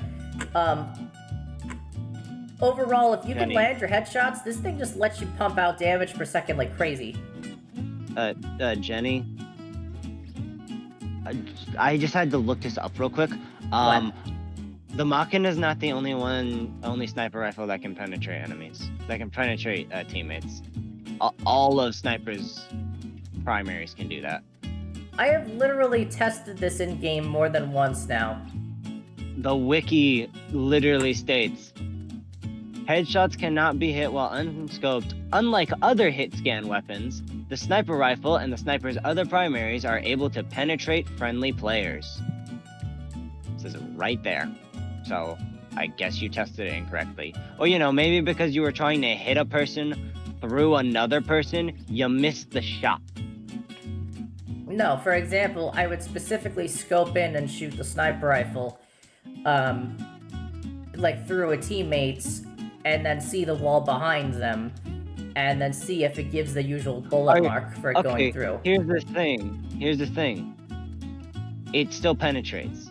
Have you tried actually hitting an enemy? Because maybe it doesn't leave the bullet mark, but it still goes through, and it can still kill the enemy. Maybe. It literally says it on the fucking wiki right here. All of the sniper rifles can penetrate. We need to go into some like community server at some point and just like with like 3 people and test. Yeah. Yeah. Just find some abandoned community server with 0 players in it. Just 3 players hop in, and then you could just test the sniper rifles,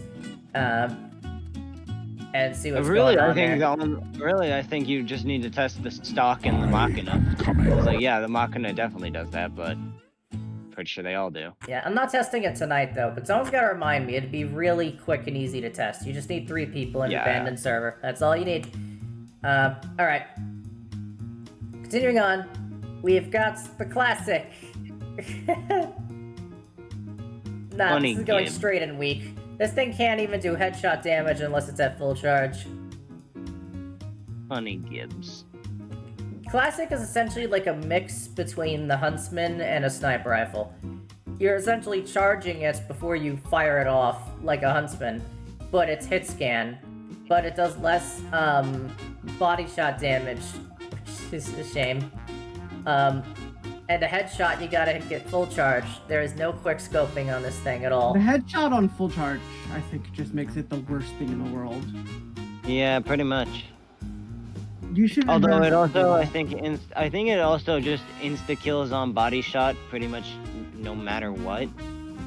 Well, yeah, you have to. Force is gonna do that. So you don't have. So basically, you don't have to hit the headshot. You can hit them anywhere once you're fully charged. Exactly. Anyway, next weapon, SMG. We're just gonna put that on fair, but a little weak. What? Wait, you're putting that on fair? I thought you were gonna put that on a new tier list under plushie called Cotton Eye Joe.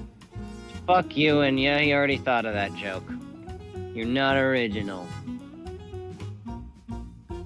Like the sniper rifle SMG weapon is the absolute worst thing in the game. It's bad in every scenario. It doesn't give you any benefits. The crits take too long. Even the gas passer, I think, is a better weapon than even old. You're thinking you're thinking Aki. You're thinking of the cleaner's carbine, which we're about to get to. This is sniper stock SMG. It doesn't have a crikey meter. It's just a gun that shoots out bullets rapidly. He has two SMGs? Yes, he has two SMGs. You're thinking of the cleaner's carbine. He has a stock SMG. His normal weapon is an SMG, not Girardi. I didn't even know that. Yeah, you're thinking of his variant SMG. We're talking about stock. Stock is fine. The stock can do, at closest range, similar to the syringe gun, it could do up to 120 damage per second. However, its bullets are hit scan and is more accurate.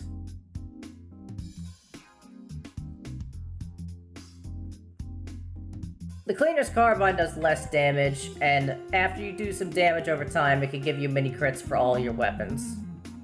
However, it's really not that great, and you're probably never truly using it, so we're putting that straight to Plushy. It's the SMG. Now for the Girardi. Girardi is going straight into Broken. Yep. 10 straight seconds of multiple enemies taking mini crits. Yeah, I don't think any of us didn't see that coming. The Razorback shield. It's fair.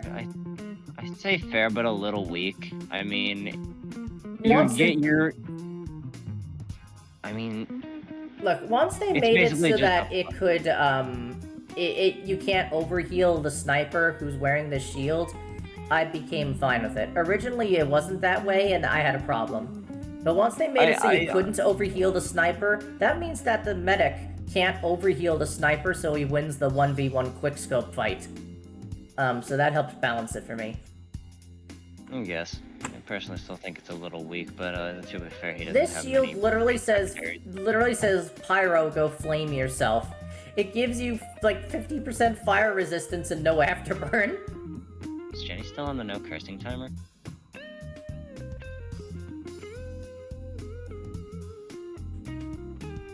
It's honestly just like fair but a little weak. Just kind of a weird specific counter. Just gonna move on. The Cozy Camper. You get a little health regen, and if you're at full charge, you don't flinch even if you're on fire. It's not bad. It's fair, but a lot of snipers like it just because they'll operate a very long range and it'll just be a little simple, helpful thing for them. I'm just gonna put it at strong but fair.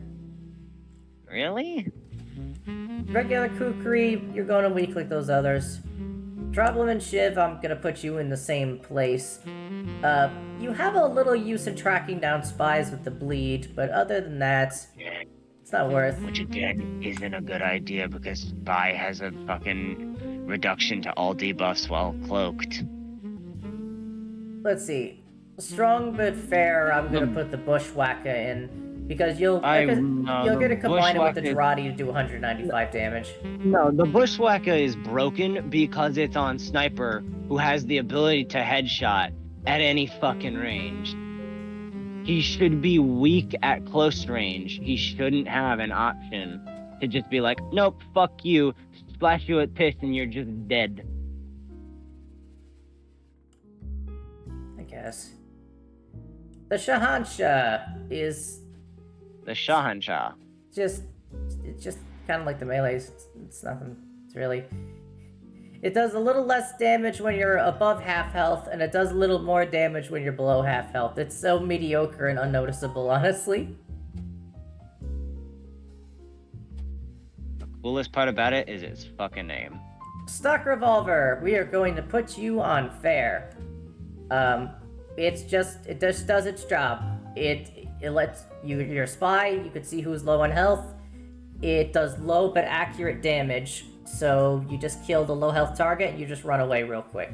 Very simple, very game balance-wise designed as normal. Ambassador is kind of similar, but if you can land the shots, it's great, but if you can't land the shots, it's not great, so it's also just fair. Yeah. L'Étranger, I'm going to put into strong but fair. A lot of cloak-related benefits, but like little to no real damage is gonna be done with it. You can still kill low health targets, but it's not gonna be as effective, and it's probably gonna take 1 or 2 more shots. It's Depending. not a great item for if you're caught. The Enforcer Using is the very disappointing. You're just going in weak. Only the first shot while you're cloaked gets a slight bonus, and then there's no further bonus. It's got a slower firing speed, and you penetrate all forms of like defenses, but your damage per second doesn't really make such penetration even worth. So it's like whatever. It really feels like it should be in plushie. It's just not good. Its whole purpose is self-defeating. I mean, I guess. Here's a fun fact. When the Enforcer was originally released, its stats were very simple. It was, damage buff, and the downside was, like, a second slower, like, cloak and decloak time. That's not bad. Why did they nerf? Why did they change it? Because they figured out that being able to just walk up to a medic and just quickly two-shot him without him being able to do anything in response might be a problem. That's fair. Not only that, it could also quickly break through different buildings faster than the sappers or the melee could, to the point where it's like, okay, something's up. That's fair.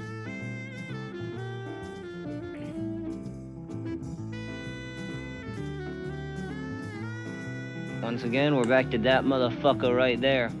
The Diamondback. You were going straight into Broken. The Diamondback originally only gained you a benefits on backstab kills. It would only gain crits in its little counter from that. At a certain later point, though, they decided to update it by making it so every building you successfully sapped also added onto the crits. That is bullshit, because all you have to do is just farm buildings that the engineer tries to put up when he's not around, and then you're just loaded with crits, and there's no damage fall off, and the first shot is, no spread or anything, no fall off there, it's just 102, like you could two-shot a medic across the fucking map, not give a shit. But that never really happens, so... It happens constantly No, in that Open happens Topia all servers. the time. I have never literally- seen that happen, ever. It's the same thing with how Posh uses the reserve shooter. You're just not paying attention. The Diamondback is very disgusting like that. So the main loadout people will abuse Aki, especially. You see, when they build up those crits with the Diamondback, you'd think, okay, but you could just kill the spy, right? Yeah, he has a watch that kind of makes that a little difficult sometimes. And he has a certain knife that could send his health to like 200. So, what spies will do to abuse Team Fortress 2 is that they will send their graphic stats really low, and then they'll use the kunai, the Dead Ringer, and the Diamondback, and they'll just go on massive killing sprees with that. Stabby is a famous Team Fortress 2 streamer on Twitch, and he often uses that loadout. I've never heard of this loadout before. It's a very disgusting loadout. You're basically You getting your don't care about stabs, time. you're faking your deaths, you're building up your crits by sapping enemies' shit and getting a stab or two in there, and then you're unloading all the crits that you saved from avoiding death, and you just keep the process going and cycling, and it's disgusting. It's a very good spy loadout. Anyway, continuing on. The stock knife. We are just gonna put you in strong but fair. Yep, insta kill to the back, but hit registration sucks. The Eternal Reward. It got a buff over time, but it's still just good fare. It's just I like using it. the kunai is going straight into broken goods. All you have to do is Yep. start your interaction with one backstab, and right away you're gonna shoot yourself to around 180 to 215 health. And then if one teammate is dumb enough to turn even a slight amount of their back to the kunai spy, they'll stab that teammate, and now all their health is back again. And now you got the same issue as the Hatsatoichi. Yep. It's the Isn't that strong? Well, no, but also yes, because they literally do the exact same thing. You get health on kill, except Spy gets a ton of fucking. Yeah. Well, yeah, you don't get overheal, but that's because Demo has more health than a fucking Spy does. People really should get overheal, and soldiers should get overheal if you are killing people with No, he shouldn't, because Demo can do fucking Demo Night. He can fucking eviscerate tons of people. He really shouldn't. Giving them overheal is fine, but it depends on the circumstance of the loadout. Let's see. The Big Earner, I personally actually really love the Big Earner. However, I've learned over time that I love health more than I love the Big Earner. And the Big Earner doesn't give you a fucking shitload of health back like the kunai does. All it the gives Big you is Earner a speed actually boost and remove some of your your cloak health? back. Doesn't the Big Earner actually, take away some of your health? You have 25 less health. Yeah, that... I remember earlier Dino called the fucking Your Eternal Reward Spy hard mode. No, is Spy's hard mode. Hey Aki, can you read what the hell Giga Chad put in my chat? I don't know, but I don't know, something seems off. It's clearly a censored version telling Dino to KYS N-word Spy needs buff. I'll just ban him.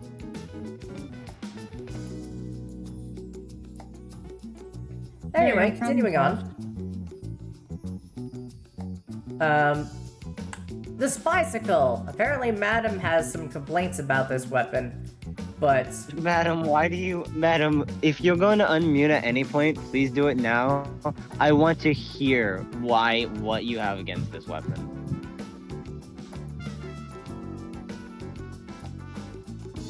I don't want to hurt my voice ranting about the fucking spy circle again, but You know what, basically, That's fair, it's fine.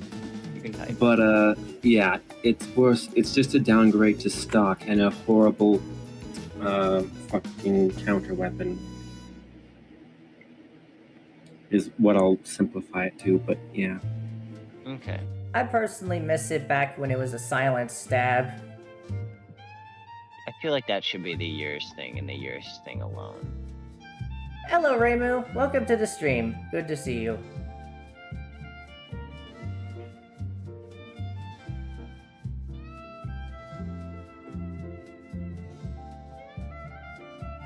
The disguise kits. I mean, it's the disguise kit. It's I'd say basically hacks. Put it with the fucking PDA, you shuffle truck. What the fuck? Broken good? You should put that in the worst tier. You should put that in plushie. That's because, and once again, that is showcasing Aki is not good at spy. I am not good at spy. I despise spy. Spy is the worst fucking class in the game by a long shot. Well, I mean, yeah, that's true, but you're also just really bad at him. Alright, the Cloak Watch. We are going to put in strong but fair. Hey, Actually, we'll probably just move it strong but fair too. why? Put it with the fucking PDAs. It's basically the same thing. Nope, It's sorry. his main ability. It's his main ability. What the fuck do you mean? Nope, sorry. I'm too lazy. Too lazy. Fucking The- hell. The Cloak and Dagger is also going in strong but fair. Fun fact, by the way, in Highlander matches, that's where it's like, you know, the 9 classes versus the 9 classes, 9v9 payload. Why is it called Highlander? I don't know. I don't care at this point. Anyway, Okay, fair enough. In Highlander format, basically both spies will actually play the Cloak and Dagger, and you might say, what? The Cloak and Dagger? Almost nobody uses that. Watch, why would the competitive players bother using him? Here's the answer, because everybody spy checks, so spy is almost useless in the competitive scene. So they just use the Cloak and Dagger to make him stand in one spot forever invisible and just give information.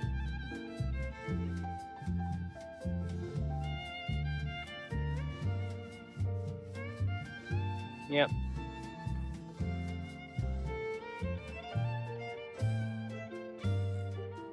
Anyway, the Dead Ringer. The Dead Ringer's gone through quite a few nerfs, actually. Overall, I'd say the Dead Ringer itself is technically strong but fair. However, when you use the Dead Ringer in combination with certain weapons, then you have issues. But overall, on itself, I'd say it's strong but fair. Hold on. Vex actually pointed out, one of the main quotes from the movie is, there can only be one, and there can only be one of each class in Highlander. Ah, I see. Also, the demo says that. Also, the Islander. Also, me. I'm not gonna explain that one. Figure it out yourself. Whatever.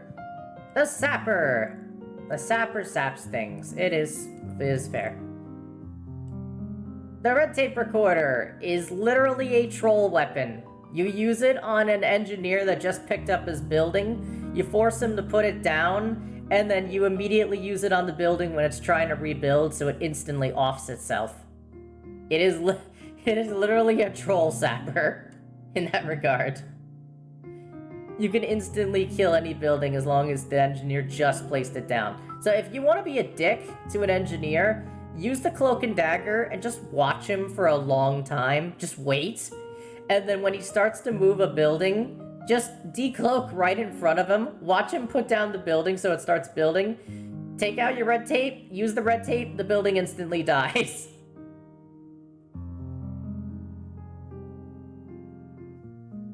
All I can imagine is the fucking observer. Is like, you know what I'm talking about? The observer fit.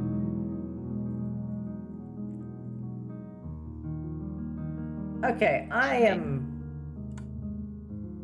Save it, you moron. Yeah, because that uses a fucking link. Just save it as an image. I don't know, can it save? It says save or download, dingus. Yeah, click download image. You're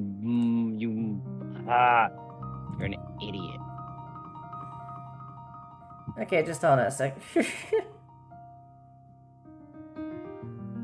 Jesus, what do you...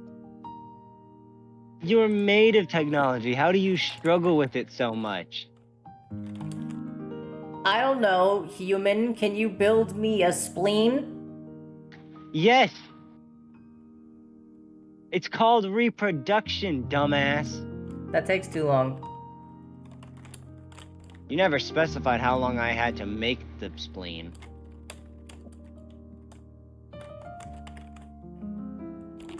I can also just get you a fucking spleen if you want one. Because every human has one. This tier list. Oh god, where do I copy this file? Maybe I'll just put it somewhere around here. Yeah, screw it, I'll make another folder. As if I don't have enough in here. Aki would hate my files. I already hate your files without even seeing them. The best part is you can't even see them. I know. I don't understand how people could be so unorganized. Because not everyone has fucking OCD like you do. I don't have OCD though. You say that, but I've seen your fucking files. Yeah, those are my files. I'm just very clean when it comes to my files. Aki has undiagnosed Like, you're wondering OCD how for people anyone. can end up like this, and the answer is that their mind, it wanders or just focuses on other things to such an extent that it forgets about other parts of their life or organization. So I you know have where OCD, or you have anti-OCD, so you're just really autistic. ADHD. Yeah, you just have ADHD. I don't have OCD. You have ADHD. No, she also has OCD. It's just that everyone in the server is some kind of fucking special. Yes, I tend to attract people with very special qualities. Jenny, don't lie. I've fucking talked to you long enough. You have fucking ADHD too. I'm a robot. Okay, that's fair. But you're a robot whose personality was synthesized, and wherever they synthesized it from, that shit had ADHD. Perhaps so. Perhaps so. Oh, that reminds There's me. no I should probably upload the tier list real quick to twitter.com. Now known No one as X. Go there, follow Jenny, and then never open that cursed app again.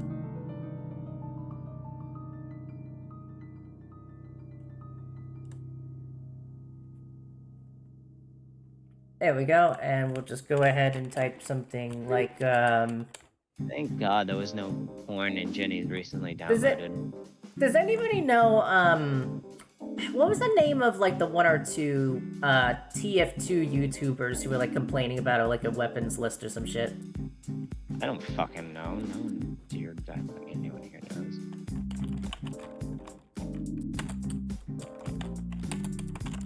I mean, that's pretty much all TF2 players do is complain, so you're gonna have to be more specific.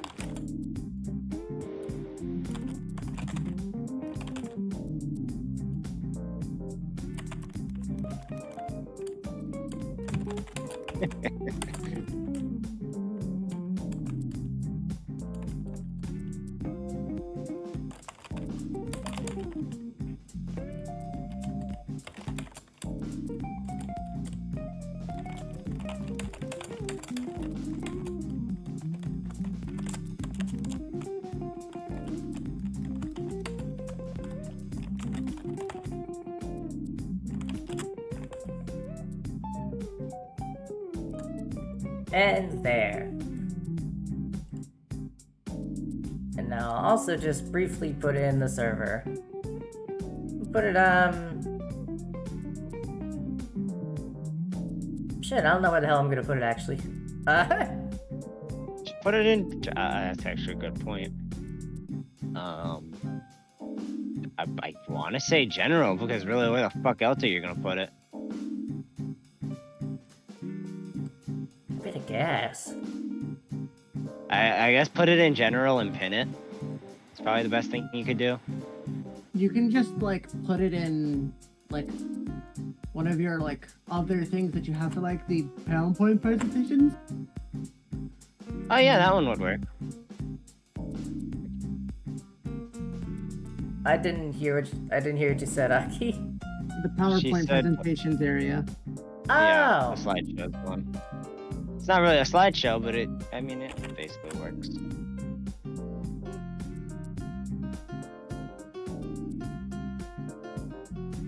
Yeah, there we go.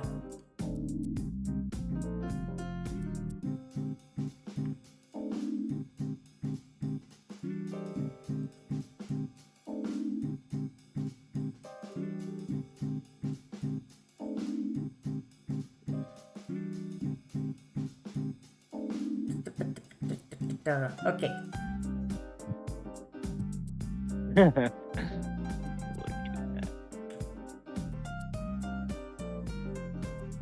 Fish on a stick. Wait, isn't his name like fish on a fish stick? Fish stick on a stick? Fish stick on a stick? I think it's fish stick on a stick, yeah. Hold on, I'm making sure.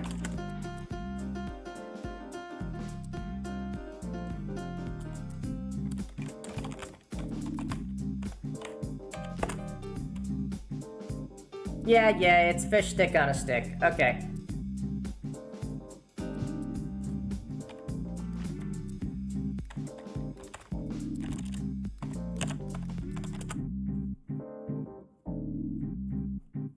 Finally, you stupid fucking chair.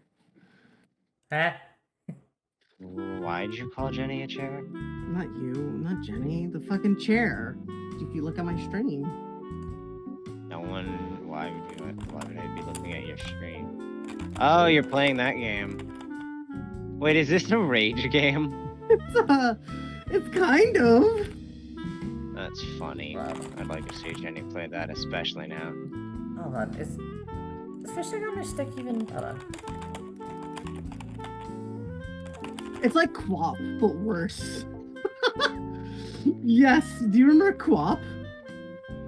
Jenny? Oh, fuck. Jenny. Jenny, I know you're old. Come on. Do you remember Quap? What do you mean by Kuwap? Quap. Wow. That was. Was it Quap? It was co-op. It was QWOP, the game where you played as a fucking runner and you use those keys to move your leg. This thing, Quap. QWOP. It was a really stupid game to use your leg as like a... Aki, you're only sharing the game. Oh.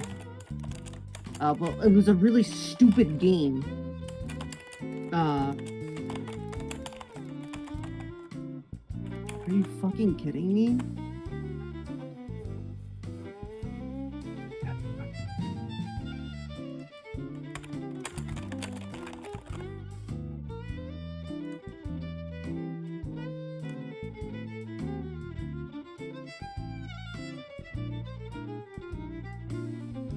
Okay, I did the thing. I doubt they'll actually respond, but whatevs. Probably not, but if he does, that'd be cool. Okay, hold on, Sorry, Aki. take What this the heck are you showing? Hold on, fucking... This is the game that I want you to play.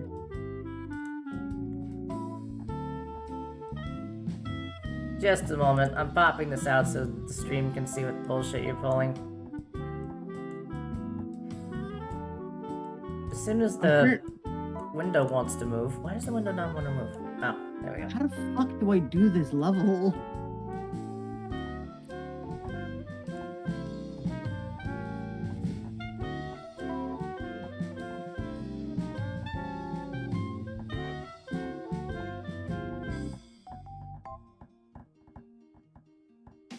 Son of a bitch.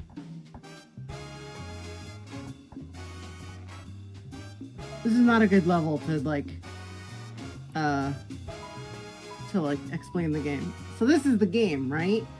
You use QWER to move your legs forward and AWDS to move your legs backwards. So instead of moving like traditionally, you have to, you know, move your legs like this.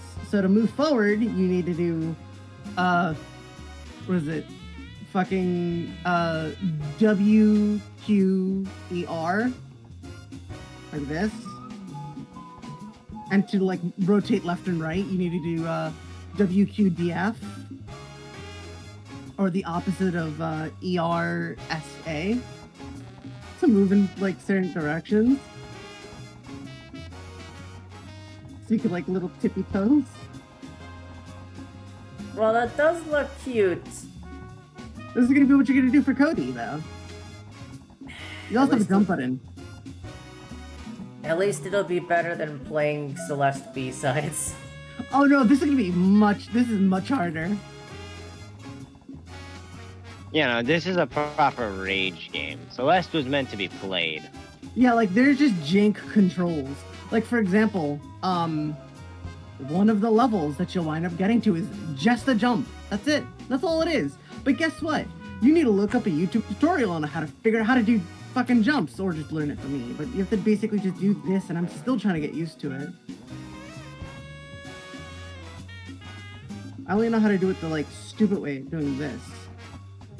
That doesn't always work. Immediately jumps the other direction. Yeah. And then do from this, you wait till you like, and then you have to do that.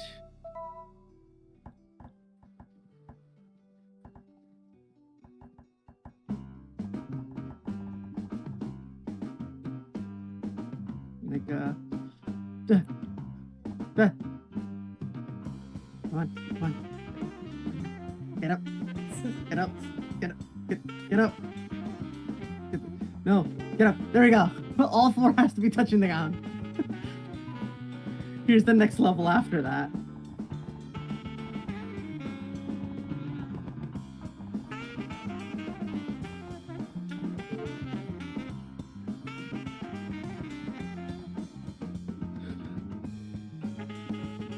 Oh, the suspense is killing me.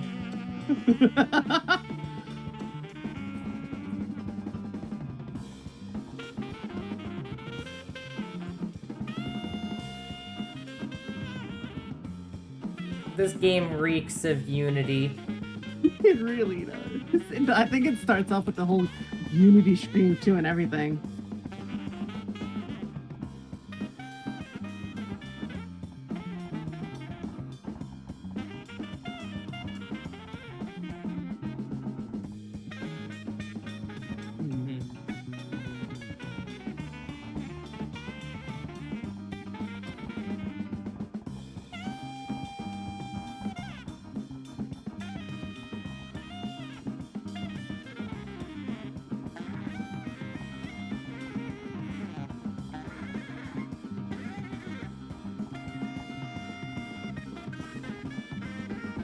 I'm just intently watching this shit. Good night. See, look how cool this game is. Don't you want to play this live on stream for all your viewers? And it has multiplayer.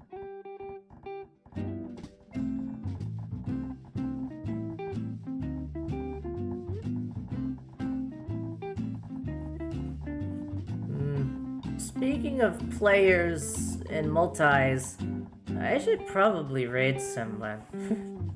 Oh wait, is stream not over yet? No, No. stream's not over yet. You should was I've been watching this streaming right you playing this chair game. God. What? Fucking, oh my god, Jenny, raid out already, Christ. Just have me watch you in your fucking chair. We dropped so many viewers when we just turned into a chair stream.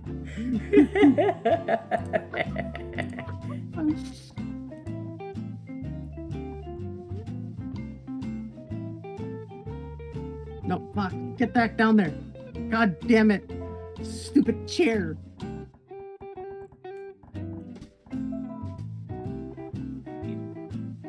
Damn it.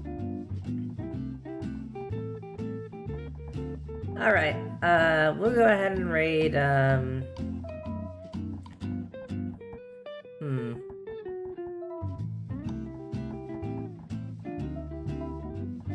You wanna raid a nursing student? A No. nursing student? The second highest views right now for TF2 streams is a streamer called Gumya, and it's just a woman, you know, she's playing some Kunai Spy. Her title is "Can I backstab better than your ex?" Damn. Honestly, I think I'm gonna raid just for the lulz. Gummya.